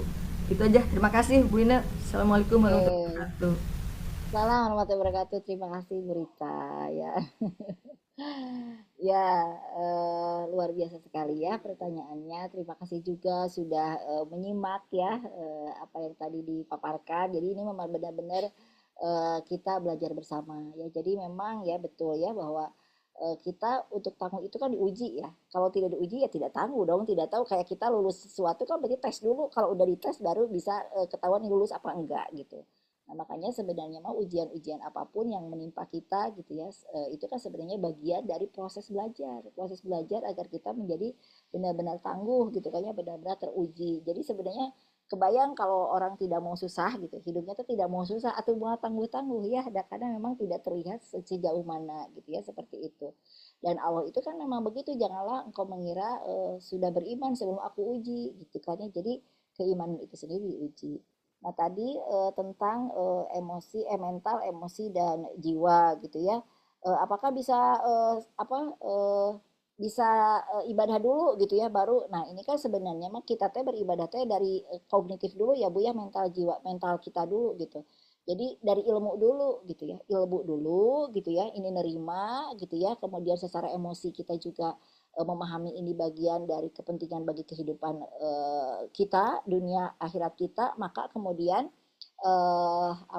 kita bisa beribadah dengan khusyuk gitu ya. Jadi kan tidak bisa kita ibadah tapi tanpa ilmu. Nah, sementara kan ilmu itu dibutuhkan melalui tadi mental, yaitu kognitif, kemampuan kognitif kita. Kan kognitifnya nanti ada kognitif, afektif kan seperti itu ya. Jadi pemahaman diri kita dulu gitu kan, seperti itu. Jadi mentalnya dulu gitu ya, yang harus menerima ini teh adalah bagian dari keimanan. Setelah imannya tertanam kan kemudian baru kemudian kita bisa melaksanakan ibadah dengan khusyuk. Walaupun sebenarnya itu kemudian jadi berkait lagi, bisa balik lagi, artinya bisa dari ibadah itu kembali lagi ke kognitifnya gitu ya. Karena seperti itu kan kita ibadahnya gitu juga ya. Kadang-kadang ketika sholat aja kita tidak khusyuk. Nah, berarti kan harus diperbaiki lagi tuh kognitifnya gitu ya. Diperbaiki lagi emosinya gitu oleh ilmu, berarti kan, sehingga itu semua teh bisa bisa seimbang gitu kan ya antara mental, emosi dan kemudian jiwanya gitu kan seperti itu. Nah, kemudian self transcendence ya. Nah, ini mah kan berarti butuh tadi ya keikhlasan yang kita memahami bahwa ini teh bagian dari kayak Rasulullah juga kan sebenarnya dia melayani ya, melayani umat gitu ya seperti itu. Bahkan kan hartanya juga habis gitu ya untuk melayani umat teh gitu ya, walaupun bentuknya dalam dakwah, dalam perang dan sebagainya gitu ya. Artinya ya tadi tidak ada batas sebenarnya Mas Ibu, hanya tadi apakah Ibu siap tidak gitu. Kalau tidak siap makanya tidak. Tetapi kan sebenarnya mah ketika kitanya sudah punya niat mah ya insya Allah udah akan ditolong oleh Allah. Seperti misalnya gini, kalau kita bicara, aduh punya anak 10 teh kumahanya riweh, ya tadi kan bisa jadi riweh memang betul. Kalau tidak dipahami itu teh bagian dari dari amanah misalnya gitu ya, bagian dari tadi bahwa dengan banyaknya aktivitas dan sebagainya itu bagian dari ladang amal soleh gitu. Tapi kalau itu tidak dimiliki maka anak 1 2 juga bisa jadi sangat riweh gitu ya kan seperti itu. Jadi ya tadi sejauh mana mangga sejauh mana itu pula berarti kesiapan ibu untuk memberikan yang terbaik dalam kehidupan ibu gitu kan ya seperti itu. Jadi kuncinya yaitu kita tuh ya lebih ke khairunas wa ampuhum linas kan gitu, sebaik-baik manusia adalah yang paling baik yang bermanfaat bagi orang lain gitu kan seperti itu. Berarti kan yang pertama itu ya minimal di keluarga gitu kan, di keluarga seperti itu. Ya kalau misalnya ibu di lingkungan lebih luas misalnya ternyata balikannya teh seperti apa ya bisa jadi ibu membatasi. Tetapi kan tadi kalau misalnya kita berbicara tentang pengabdian gitu ya kayak Mahatma Gandhi saja misalnya ya yang katakanlah dalam tanda kutip gitu ya dia taunya ya membantu menolong misalnya gitu Bunda Teresia gitu, sampai orang-orang gila juga dia mandiin sebenarnya kayak gitu ya. Sebenarnya dia tidak punya bisa jadi keyakinan Islamnya kan tidak ada, tetapi mungkin dia punya keyakinan yang lain juga menurut agamanya dia kan seperti itu. Nah dia memang mau saja membantu orang lain, berterima kasih atau tidak berterima kasih kepada kita itu adalah hal yang lain gitu ya. Gitu Bu, kalau menurut saya ya mudah-mudahan sih tidak puas nih. Ya, terima kasih Bu. Alhamdulillah pencerahannya. Terima kasih Bu. Makasih ya. Ya, Assalamualaikum warahmatullahi wabarakatuh. Waalaikumsalam warahmatullahi wabarakatuh. Waalaikumsalam warahmatullahi wabarakatuh. Mangga Bu Ine selanjutnya ini ada di kolom chat ya pertanyaannya. Yang pertama dari Bunda Yeni. Assalamualaikum Bu Ine, mau tanya seperti apakah memvalidasi perasaan itu? Terima kasih atas jawabannya. Ya, memvalidasi itu mengenali ya. Jadi karena kadang-kadang kita tuh tidak mengenali perasaan kita gitu ya. Nah, jadi kalau kita sedih harus divalidasi itu teh kesedihan gitu. Jangan ditutup-tutupi, "Dah saya mah nggak sedih, saya mah baik-baik aja." Padahal sebenarnya kita tuh sedih. Gak apa-apa karena memang sedih itu bagian dari kehidupan manusia yang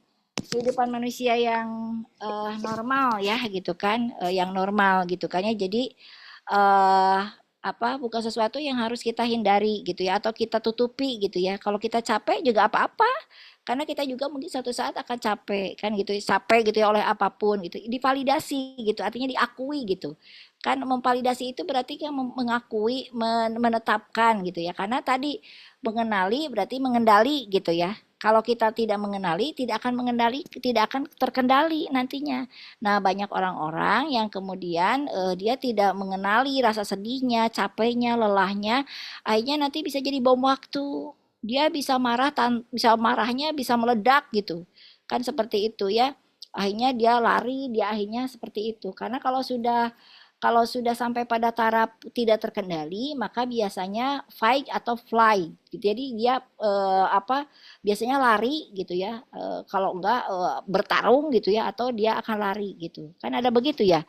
Ibu-ibu tuh kalau sudah misalnya marahnya sudah sampai tidak terkendali, biasanya jadi gelut gitu, jadi bertengkar ya, jadi berkelahi atau apapun gitu ya, jadi perang gitu, atau dia pergi gitu, meninggalkan gitu kan. Ada ibu-ibu juga yang kemudian pergi aja meninggalkan rumahnya, meninggalkan anak-anaknya gitu.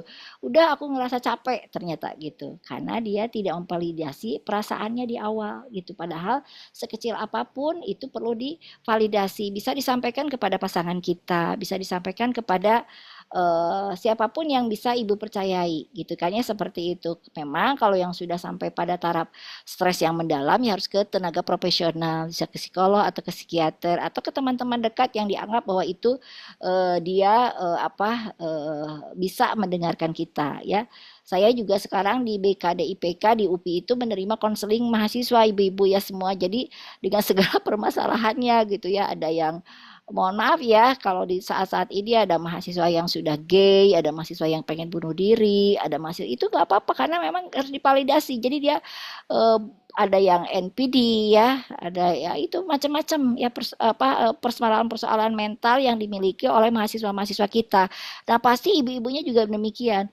Karena ternyata kalau saya pelajari ya dari apa yang dialami oleh para mahasiswa itu ternyata lemahnya adalah di pola asuh keluarga. Ya, itu teh ada yang karena memang akibat ibunya memperlakukan demikian-demikian, ada yang ayahnya memperlakukan demikian-demikian, sehingga anaknya seperti itu. Gitu ya. Jadi hati-hati juga ibu-ibu ya. Emosi ibu-ibu itu akan sangat bisa mengalir ya atau dikopi oleh anak-anak kita. Bahkan ketika sudah mereka besar gitu ya seperti itu. Ada anak yang sangat posesif gitu ya terhadap pacarnya sampai dia tidak bisa tidur 3 hari 3 malam hanya gara-gara pacarnya tidak mengucapkan say good night gitu. Kan itu keterlaluan ya. Masa sih gara-gara pacarnya tidak mengucapin selamat malam gitu ya. Bobo ya gitu. Dia tidak bisa tidur 3 hari 3 malam. Oh ternyata dia posesif karena dia tidak mendapatkan kasih sayang dari ayahnya gitu ya. Jadi sebenarnya hati-hati nih ibu-ibu tangguh ya. Karena apa yang kita rasakan, apa yang kita tampakkan, apa yang kita berikan ya emosi kita nih ini benar-benar bisa gitu ya, bisa ngalir ke anak kita gitu ya. Gitu. Jadi banyak merenungnya kita, sedihnya kita itu anak-anak melihat gitu. Dan itu bisa ditiru oleh anak-anak kita gitu ya. Jadi makanya tadi ya memvalidasi rasa supaya bisa disembuhkan sehingga tadi tidak terlihat oleh anak-anak kita kita sebagai ibu yang bersedih, tidak menderita gitu kan ya seperti itu karena itu bisa jadi ngalir ke anak-anak kita gitu ya. Nah, itu ya. Jadi ibu kalau ibu sedih ya sedih, kalau ibu senang ya senang gitu ya. Tidak ada yang harus ibu sembunyikan, ibu tahan gitu. Sehingga itu teh kemudian bisa jadi meledak. Divalidasi saja bahwa saya memang sedang sedih dan kemudian kalau memang satu-satunya cara bahwa saya bisa ngobrol dengan yang lain mah enggak, tapi misalnya kalau bisa ibu bisa lebih tenang dengan ngobrol dengan Allah misalnya di tahajud ya itu berarti well-beingnya ibu sudah sejahtera berarti kan sebenarnya seperti itu gitu ya. Insya Allah kan tadi ya jadikan sabar dan sholat sebagai penolongmu. Nah itu yang penting mah tapi tadi jangan sampai ibu menyembunyikan, ibu meresisten gitu atau ibu menolak gitu, rejected gitu atau denial gitu. Enggak, saya mah enggak apa-apa, dan saya mah baik-baik aja. Padahal sebenarnya ibu enggak baik-baik. Nah itu tidak memvalidasi gitu ya. Itu barangkali ya Bu Yeni ya. Ya, berarti penting banget ya Bu ya memvalidasi itu dan Ya, kuncinya juga harus jujur berarti ya, harus jujur pada diri jujur. sendiri. Jadi jangan sampai lagi sedih tapi "Oh, aku nggak apa-apa kok gitu." Iya, gak apa-apa, betul. Oke, lanjut. Berikutnya ada dari Budini Uluwiyah. Batasan untuk memaklumi diri yang kadang jenuh, capek, lelah, menghadapi kondisi pasangan yang tidak sesuai harapan, katanya gitu, Bu. Mangga. Iya, jadi eh batasannya ibu merasa sedih, lelah, kemudian capek, itu hal yang wajar ya Bu ya. Karena tadi kan ibu bisa memvalidasi perasaan, tapi ibu juga harus meminta tolong kepada Allah ya untuk melapangkan Bu. Karena sebenarnya kan banyak juga ya tingkatan-tingkatan wanita teh yang kadang-kadang anak misalnya mohon maaf ya, suaminya pemabuk, suaminya apa, tetapi dia tetap saja asik dengan kedekatan dia dengan Allah gitu ya. Dia tidak terganggu walaupun sebenarnya dia berusaha juga gitu ya bahwa misalnya agar suaminya menjadi lebih baik gitu ya tapi kan ada keterbatasan kita juga karena sebenarnya mah harusnya ya kan harusnya suami yang memimpin istri gitu ya harusnya suamilah yang menjadi kepala keluarganya tapi kadang-kadang situasi terbalik gitu suaminya malah sholat kita tidak gitu ya, malah nongkrong-nongkrong atau bahkan mungkin mohon maaf mabuk misalnya seperti itu. Ya, itu kan di luar kendali kita gitu ya. Nah, berarti kan bagaimana kita meminta pertolongan kepada Allah gitu ya, agar satu yang pertama dilapangkan dada dan diberikan cara bagaimana agar sebenarnya suami itu bisa berubah gitu ya. Nah, itulah berarti kan eh, kayak seperti Asia ya menghadapi Firaun. Ya Firaun mah dengan Firaunnya saja gitu. Dianya mah tenggelam di laut karena dia dengan segala kedurhakaannya gitu ya. Tapi Asianya sendiri mah calon surga saja sudah gitu ya. Dan jadi apa yang harus dimiliki oleh seseorang istri yang suaminya dalam tanda kutip sudah ditakdirkan Allah menjadi jodoh kita adalah kita tetap asik dengan upaya kita lebih mendekatkan diri kepada Allah gitu ya. Lapang gitulah Bu ya, lapang gitu ya. Itu teh lapang teh ini teh adalah ilmu tinggi yang hanya diberikan oleh Allah kepada seseorang yang Allah kehendaki gitu ya. Jadi walaupun misalnya teh katakanlah suaminya begitu gitu ya. Nah, dia asik karena dia tahu bahwa kesabaran dia untuk menghadapi suami yang seperti itu teh sudah menjadi jaminan Allah surga baginya gitu kan seperti itu ya. Nah, gitu ya. Jadi makanya sih sebenarnya makan ya ada mekanisme mohon maaf ya misalnya ini mah yang terakhirnya gitu ya. Ada mekanisme cerai misalnya kan seperti itu. Kalau memang itu dianggap untuk kebaikan suaminya juga ya mungkin itu bisa dimusyawarahkan gitu kan ya seperti itu. Jadi ya karena kita juga ada keterbatasan tapi apapun gitu kan ya yang paling penting itu adalah justru bagaimana ibu meminta tolong kepada Allah untuk dilapangkan dada terhadap apapun Bu, terhadap apapun gitu ya.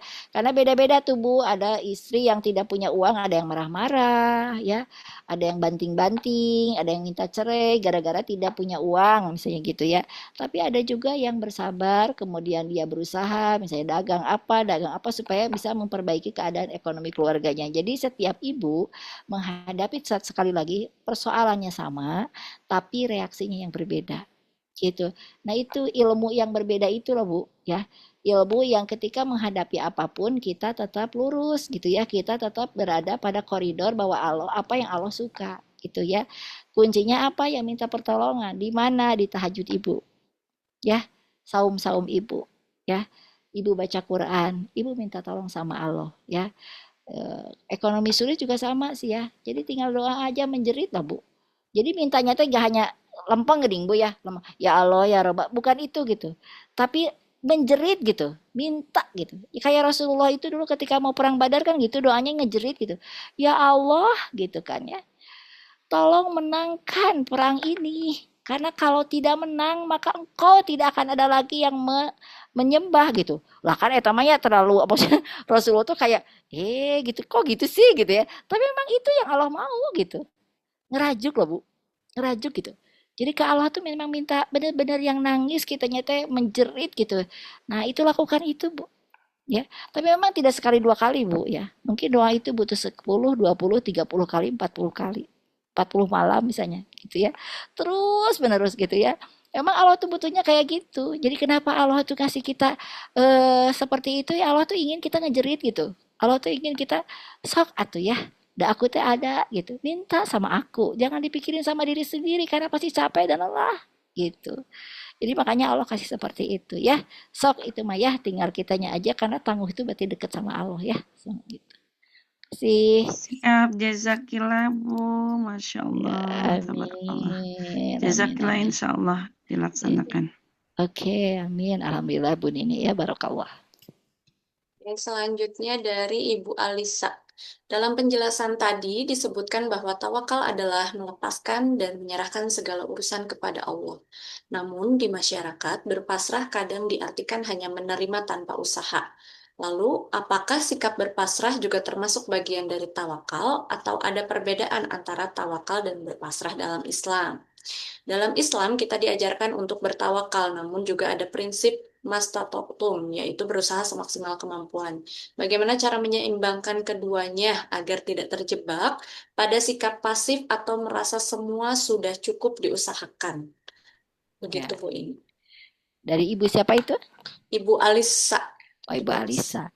Oke, terima kasih Ibu Alisa atas pertanyaannya, luar biasa sekali ya. Pertanyaannya betul ya Ibu ya. Tawakal itu bagian dari syariat, tapi tawakal itu adalah sampai pada titik nazir ya. Benar-benar yang itu sudah tidak ada lagi jalannya. Misal, contoh ya, ketika Nabi Musa dikejar-kejar oleh Firaun. Dia sudah berusaha, Bu. Sudah sedemikian rupa kan Musa itu, tapi dia sudah pada titik nazir. Ya, dia ada pada di ujung laut dan itu tidak ada lagi jalan kemana-mana, gitu ya. Akhirnya pada saat itu kan, ya sudah Musa tawakal. Ya sudah aku menyerahkan karena kalau aku terjun ke laut juga aku mati berarti bunuh diri juga. Kalau aku juga diam juga ya udah pasti aku terkejar oleh Firaun dan pasti dengan ribuan pasukannya kita semua mati. Itu kan seperti itu. Kan pengikutnya juga khawatir, tapi kata Musa tenang, nanti Allah akan membantu. Padahal Musa belum tahu sih pertolongannya seperti apa. Tapi akhirnya ketika pada saat titik nazir itu sudah terjadi, kata Allah, pukulkan tongkatmu. Gitu. Nabi Musa juga tidak tahu kenapa harus dipukulkan tongkat, ya ngapain gitu, apa urusannya gitu. Tapi kan Nabi Musa mengikuti, dipukulkan tongkatnya dan laut terbelah. Itulah pertolongan Allah. Gitu. Jadi tawakal mah sudah sampai pada titik nazir, Bu. Ketika kita melahirkan juga sudah pada titik nazir ya, sudah nggak kuat lagi. Pembukaan 10 itu sudah pada titik maksimal seorang wanita untuk melahirkan seorang anak. Titik nazir, selesai pada saat itu. Kalau lebih dari itu berarti tidak akan sanggup. Tapi kan Allah tidak begitu. La yukallifullahu nafsan illa wus'aha. Jadi seperti itu. Lahirlah bayi itu di titik nazir kita. Jadi Bu, tawakal itu harus betul. Tadi harus ikhtiar dulu maksimal optimal. Nah kan ada cerita seorang pemuda ya, yang dia itu berusaha memukul batu. Dipukul batunya itu, wah sampai sedemikian rupa, sampai 100 kali pukulan lah istilahnya gitu ya. Berhari-hari, berbulan-bulan, tidak juga. Akhirnya dia menyerah. Lalu ada kakek-kakek yang lewat, ya seorang ulama lah gitu. Lalu katanya, kayak aku sudah menyerah, aku tidak bisa lagi memukul batu itu. Lalu kemudian kakek itu memukul batu itu 3 kali, lalu terpecah gitu ya. Pemuda itu kaget, heran, loh punya ilmu apa kek? Kok saya sudah mukul-mukul dari tadi tapi tidak belah-belah juga. Kok sama kakek baru 3 kali mukul katanya. Sudah terbelah batu itu. Kakek itu tertawa. Loh, yang punya ilmu itu dirimu nak katanya gitu. Bagaimana maksudnya gitu. Iya, karena batu itu akan terbelah 103 kali pukulan. Dan engkau sudah memukulnya 100 kali. Jadi aku tinggal sisanya 3 kali. Gitu kan. Nah, jadi sebenarnya kita kadang-kadang tidak sabar gitu ya dengan apa yang kita perjuangkan gitu ya. Jadi sampai harus pada titik nazir, sampai pada titik benar-benar penghabisan ya. Dan jangan melakukan sesuatu yang di luar syariat gitu ya. Misal gak punya uang gitu ya, karena ini udah kepepet banget akhirnya masuk ke pinjol. Itu udah gak benar itu ya. Tapi cobalah bersujud kepada Allah, minta dibukakan, nanti Allah bukakan caranya. Bisa jadi ada orang yang tiba-tiba menolong kita gitu ya. Bisa jadi dibukakan usaha suami kita. Pokoknya jangan melanggar syariat. Kalau sudah melanggar syariat maka akan rusak sebenarnya apa yang kita perjuangkan menjadi sia-sia. Jadi kuncinya tetap lurus, tetap tabah, tetap tawakal. Kan seperti itu. Justru kerusakan itu terjadi karena kita mengambil jalan yang itu malah jauh gitu kan ya dari kehendak Allah. Karena kuncinya makan begitu. Kalau aku uji teh, engkau tetap pada relku, pada jalanku, enggak gitu. Kalau engkau sudah menjauh dari relku, berarti gagal, balik lagi dari nol, terus aja. Karena gitu ya ujian mah ya remedial, Bu. Kalau ibu marah-marah tidak punya uang, maka Allah akan memberikan lagi remedial sama banyak terus tidak punya uang karena marah-marah terus. Ya, makanya supaya itu teh berganti gitu ya ujiannya gitu ya dengan level yang lebih tinggi gitu kan ya. Bagaimana cara ibu menghadapi soal itu? Gitu. Kalau ibu dengan soal itu marah-marah terus, anak rewel sedikit juga ibu marah-marah, maka anak itu akan rewel terus sampai ibu kemudian menjadi sadar dan sabar. Gitu. Karena ya itu tadi remedial, Bu. Jadi Allah tuh sampai pada titik ibu benar-benar diremedial dan lulus pada ujian soal itu. Gitu. Ya. Enggak. Kita masih ada tambahan waktu ya Bu sedikit. Mangga. Masih ada pertanyaan. Selanjutnya dari Ibu Dewi. Maaf izin bertanya, Ibu, ketika disampaikan validasi perasaan kita, apakah itu termasuk dari mengeluh, bagian mengeluh? Ya, mengeluh itu kan kepada orang lain ya Bu ya. Ya, aku mah ini capek, lelah, apalagi di status gitu ya. Kalau ibu mengatakan perasaan ibu di status mah itu mah ada 3 kemungkinan ya. Kalau kita mengeluh teh 1, ada orang yang gembira karena tidak suka sama kita, dua ada yang iba, yang ketiga adalah tidak peduli. Gitu aja ya, cuma tiga. Yang disebut validasi teh kita, Bu, dikenali oleh kita sendiri. Ya Allah kan gitu ya, tinggal begitu ya. Aku teh sedih saat ini teh gitu ya. Jadi bicaranya sama Allah. Kalau memang ada pasangan ibu yang bisa paham ya, memahami pasangan, ya itu bagus. Berarti kan bisa ke pasangan juga mengatakan, aku teh hari ini benar-benar agak lelah sekali karena gini gini gini. Nah, nanti kan bisa ada balikan yang menenangkan ya. Tapi saya mah kalau bilang ke suami teh, kalau kacek suami teh nya sabar we atau kudu kumaha deui. Nah, itu berarti kan tidak pada tidak nyaman ya kedengarannya gitu ya. Kalau misalnya memang seperti itu gitu ya. Ibu bisa mengatakannya kepada Allah atau ibu tulis di diary ibu, di jurnal ibu. Itu juga bagian dari pengobatan, Bu ya. Jadi nggak apa-apa ibu tuliskan apa yang ibu rasakan ya. Makanya sebaiknya kita punya sahabat ya. Kalau dalam Islam ada bitonah ya, sahabat sejati. Jadi kita teh, nah ini teh mudah-mudahan ya di grup ini teh menjadi ibu-ibu sejati yang teman sejati yang saling berbagi ya, saling mendengarkan gitu ya, saling memvalidasi perasaan ya. Bahwa itu teh sesuatu yang yang memang kita rasakan gitu kan, seperti itu, tapi tidak yang membicarakannya kepada orang lain apalagi di status gitu kan ya, seperti itu ya. Nah, jadi ke kita sendiri itu, bahwa saya teh memang saat ini sedang sedih, nggak apa-apa dikenali itu sebagai rasa sedih. Saya sedang lelah, saya sedang capek, saya butuh istirahat. Ya istirahatlah. Karena memang kita butuh juga untuk mengistirahatkan dari berbagai, yang penting mah tadi, secapek apapun kita, selelah apapun kita, seterpuruknya apapun kita tetap melaksanakan sholat dengan khusyuk, kita tetap melaksanakan berbagai aktivitas-aktivitas kita gitu ya, karena itu mah bagian yang tidak terpisahkan. Namun mudah-mudahan rasa sedih itu tidak terlalu ya mengganggu gitu ya dari aktivitas-aktivitas kita. Oh ya, karena sedih saya tidak olahraga, is oke lah, itu mah gak jadi masalah. Misalnya karena sedang sedih banget gitu ya. Tapi kan sholatnya tidak boleh tertinggal kan gitu ya. Tapi kan ngaji mah harus terus jalan. Itu bagian dari sifa itu sebagai pengobatan itu adalah bisa jadi baca Al-Quran gitu ya. Jadi maksudnya Bu, bukan mengeluh kepada orang lain ya, karena memang tidak perlu itu ya, apalagi mengeluh di medsos gitu ya. Tapi kalau kita sampaikan kepada orang yang kita percayai, misalnya ya, kepada orang yang akan memberikan kekuatan kepada kita, yaitu mah insya Allah ya baik justru bagi kesehatan mental kita gitu. Oke, mudah-mudahan cukup ya Bu ya. Selanjutnya dari ini yang terakhir, masih ada ya? Ntar kita baca dulu dari yang Bulaini ya. Katanya, Bismillah Ibu, saya saat ini masih single dan sedang berproses memantaskan diri. Di satu sisi ada keinginan untuk menyegerakan pernikahan, namun di sisi lain saya juga ingin memastikan kesiapan mental, spiritual, dan emosional.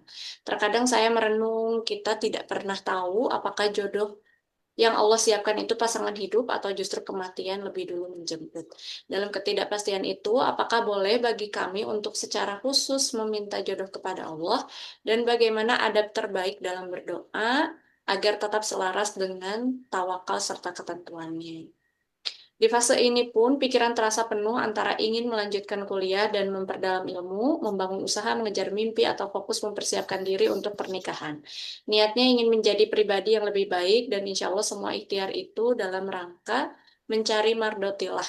Namun kadang muncul kebimbangan dalam menentukan prioritas dan arah. Dari pengalaman Ibu dalam menjalani kehidupan dan pernikahan, nasihat apa yang paling penting bagi kami agar tetap lurus niatnya, tenang dalam menunggu, dan tepat dalam melangkah tanpa kehilangan tujuan akhir, yaitu ridho Allah. Ya, mangga Bu Ina. Masya Allah ya, sebenarnya nasihatnya itu sudah tertulis tuh barusan juga ya. Itu mah luar biasa ya sebenarnya. Kalau saya paling lebih menguatkan ya, tetaplah teteh berarti memantaskan diri. Kenapa kalau Allah belum ngasih? Karena memang Allah belum memberikan waktu yang tepat ya. Kan pernikahan itu bukan harus cepat ya, tapi yang tepat gitu ya, memang sesuai dengan kehendak Allahnya gitu ya, karena Allah mah lebih tahu, dan Allah juga bukan berarti tidak ngurus, ini Allah sedang ngurus ya. Jadi ada petugas langit yang sekarang juga sedang mempersiapkan ya siapa jodoh yang terbaik buat teteh ya.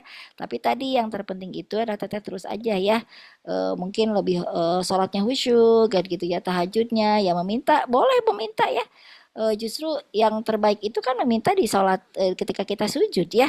Ya Allah, berikan aku seorang suami yang akan memimpin kehidupan dunia akhiratku menuju surga Jannatul Naim. Itu bangga ya. Redaksinya masih silakan gitu ya, tapi yang akan jadi memimpin. Karena kan surganya seorang wanita mah perempuan mah, suaminya ya. Gitu. Jadi kalau tanpa ridho suami, sehebat-hebatnya kita beribadah juga tidak akan ke surga ya. Gitu. Jadi ya tadi kan berarti yang akan membawa ke surga itu adalah suami kita. Adapun misalnya apakah tadi ya apakah nikah dulu atau meninggal dulu, itu mah gak usah dipikirkan ya, karena bukan di wilayah kita, itu mah kan wilayah Allah ya. Nah kan gitu, tapi wilayah teteh mah adalah justru tadi benar ya, kalau teteh saat ini sudah bisa memantaskan diri gitu ya, sedang berusaha lah gitu ya, berjuang memantaskan diri, ya itulah yang akan Allah berikan. Itu bahkan janji Allah, yang baik dengan yang baik, pejina mah dengan pejina, itu mah udah seperti udah janji Allah lagi ya. Dan Allah tuh tidak akan salah gitu, tidak akan salah gitu ya. Kalaupun misalnya ada yang oh kenapa dulu Aisyah dengan Firaun, karena ceritanya tidak seperti yang kita bayangkan gitu ya, bukan karena cinta saking cinta itu mah ya, karena memang ada sesuatu yang di luar apa kontrolnya Aisyah sendiri ya. Kemudian Firaun menikahi beliau, tapi kan sepanjang menikahnya juga dia tidak tersentuh kan gitu ya. Nah gitu, terpisah ya, terpisah gitu ya.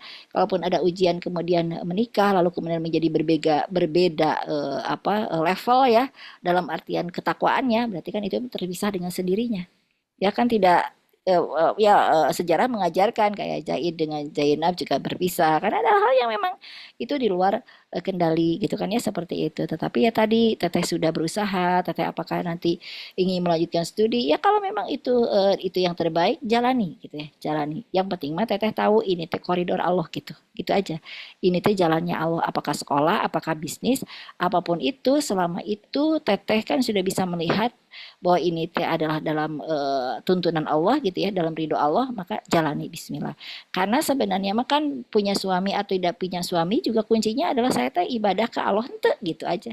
Saya sedang beribadah kepada Allah atau tidak kan gitu. Karena bisa jadi ketika kita menikah pun bahkan bukan jadi ibadah, malah jadi dosa. Coba.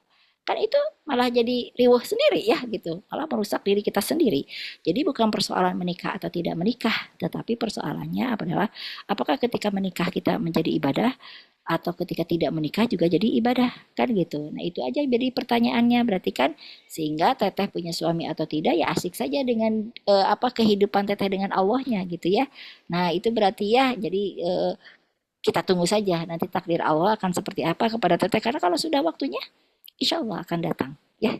Terima kasih Bu Lainitas ya. Oke. Mungkin untuk siapa Teh Laini ya, nanti bisa ikut event offline-nya Aku Peta ya Bu ya. Iya Karena benar itu tentang benar. persiapan menikah, Yes, pranikah ya. benar. Oke, selanjutnya Bu Alisa lagi. Nih satu lagi ya Bu ya, terakhir Bu Ina. Enggak. Maaf Bu, nyambung pertanyaan Bu Dini tadi. Tadi dijelaskan bahwa kita memohon kepada Allah agar dilapangkan hati dalam menghadapi suami dan kondisinya. Namun bagaimana jika dalam prosesnya seseorang justru merasa sulit membedakan antara hati yang lapang dengan sikap tidak peduli, bahkan sampai tidak lagi merasa sedih terhadap perilaku suami. Selain itu, bagaimana jika kita tidak mampu membedakan apakah sikap yang kita jalani ini termasuk sabar dan ikhlas atau belum? Begitu. Iya, kuncinya tadi saja Bu. Ketika ibu masih dengan kondisi suami seperti apapun gitu ya, ketika ibu masih bisa bisa dekat dengan Allah ya, tahajud dengan Allah gitu ya, misalnya ya, sholatnya khusyuk gitu ya, itu sudah mencukupi bahwa ibu sebenarnya dalam keadaan kondisi yang sedang tawakal. Artinya bahwa ibu juga akan beda Bu nanti ya. Ketika dalam sholat kita juga apakah kita itu masih menyayangi gitu ya suami kita dengan kondisi apapun gitu ya. Didoakan terus, didoakan gitu. Karena kalau sudah tidak mendoakan ya itu baru sudah dia berarti sudah mati rasa. Sudah tidak lagi peduli gitu. Itu kan beda ya. Tetapi kalau orang yang wanita tadi ya, wanita yang masih terus menginginkan gitu ya, suaminya ke jalan yang lurus apapun gitu, dia akan terus doakan. Dia akan terus doakan gitu ya. Jadi di satu sisi dia juga bersedih, tapi dia membatasi kesedihannya untuk tidak larut gitu ya. Tapi dia berusaha untuk selalu dekat dengan Tuhannya, dengan Robnya gitu ya dalam sholat-sholatnya, sehingga tadi ya kesedihan suaminya seperti itu menjadi bagian yang dia terima sebagai takdir dari Allah gitu ya. Karena kan ya tadi ya kan bisa jadi nanti juga kan Allah memberikan apa takdir lain ketika memang suaminya ternyata sudah sudah disabari gitu ya, sudah disayangi, sudah dicintai, tapi dia tetap seperti itu, nanti Allah akan memberikan skenarionya bukan dari ibu yang salah gitu ya, bukan ibu yang meninggalkan suami, tapi suaminya sendiri yang dia dengan skenario Allah memisahkan dirinya dari ibu yang memang tidak selevel, tidak pantas. Kan menikah itu sekupu, Bu. Ya, yang sekupu gitu ya. Jadi kalau yang baik mah tadi dengan yang baik gitu. Yang tidak baik ya dengan tidak yang baik gitu ya. Ya, jadi intinya mah justru bagaimana ibu mah tetap, berarti kan karena suami itu kan pilihan ibu dulunya, ya gitu. Lalu kemudian sekarang menjadi tidak baik gitu kan ternyata kenyataannya gitu ya. Ya ibu mah tadi seorang muslimah yang tangguh mah akan tetap terus mendoakan, akan terus memantaskan diri gitu ya.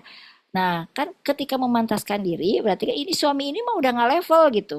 Nah, nanti Allah juga akan memisahkan, tapi tetap dalam kondisi itu pun ibu tetap ya menunjukkan kebaikan ibu gitu ya, menunjukkan kesabaran ibu, keikhlasan ibu seperti itu ya.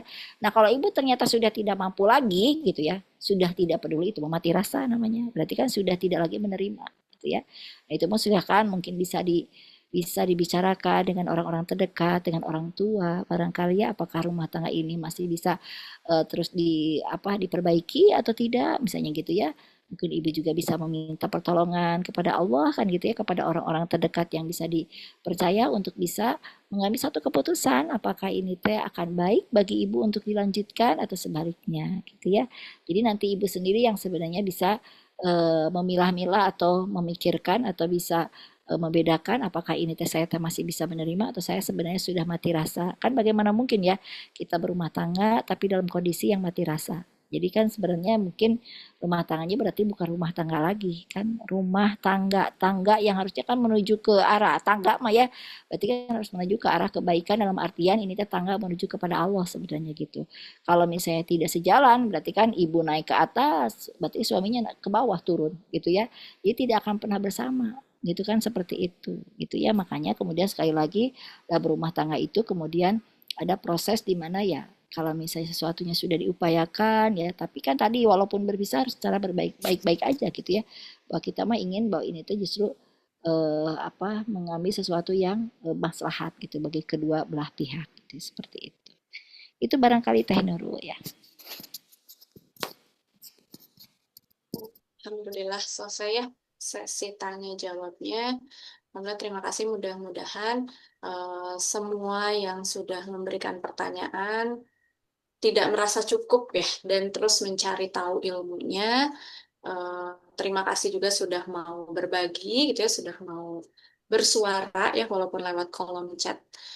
Oke, sebelum ditutup ya karena ini sudah pukul 9.40 kita akan foto bersama dulu ya ibu-ibu semuanya. Boleh yang bisa on cam dibuka kameranya dan yang bisa pakai virtual background boleh dipakai virtual backgroundnya. Eh, Bagaimana operator sudah siap? Kita akan foto bersama. Dan para peserta sudah siap ya. Boleh audionya teteh operator siap. Bentar, Teh. Oke, 1, 2, 3-nya dari sana langsung ya, biar ini. Ya, boleh. Boleh yang mau on cam sambil siap-siap ya.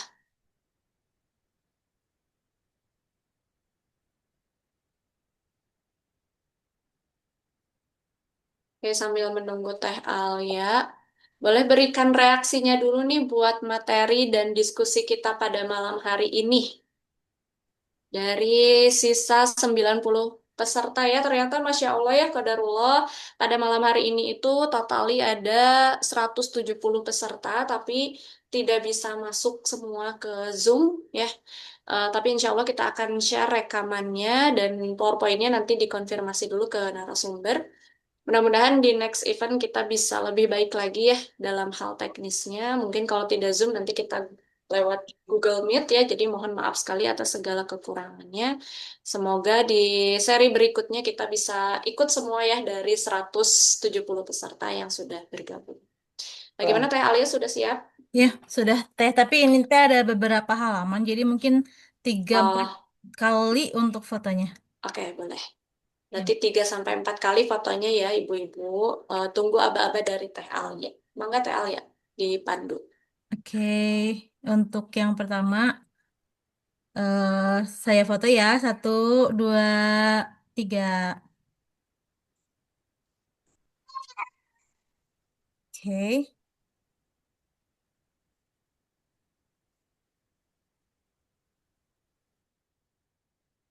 tunggu sebentar.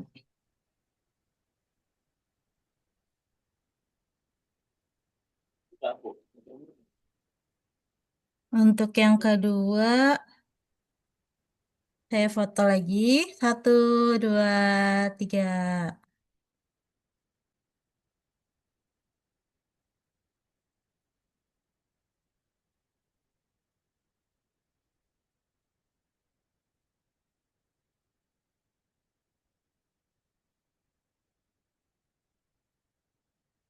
Sekali lagi. 1, 2, 3.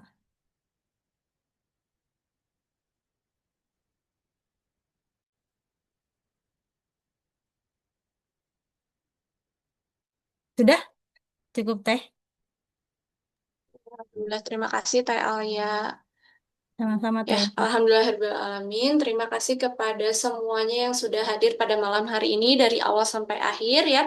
Sekali lagi informasinya bahwa percikan literasi akan ada 2 event besar ya.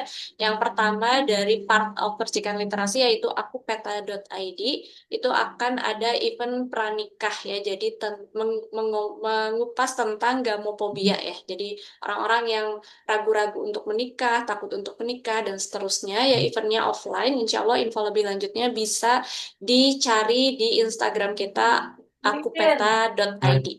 Selanjutnya, event yang kedua yaitu dari percikan literasi akan ada pesantren keluarga ya. Insya Allah ini akan sangat bermanfaat buat para ibu ya yang sudah punya anak besar-besar, misalnya bahkan sampai sudah punya cucu ya, insya Allah mudah-mudahan keluarga-keluarga kita termasuk keluarga yang dituntun oleh Allah, dididik oleh Allah untuk bisa sampai kepada surganya Allah. Kayak itu 2 event besar, jadi stay tune terus di akun kita di @percikanliterasi_ dan juga di @akupeta.id ya.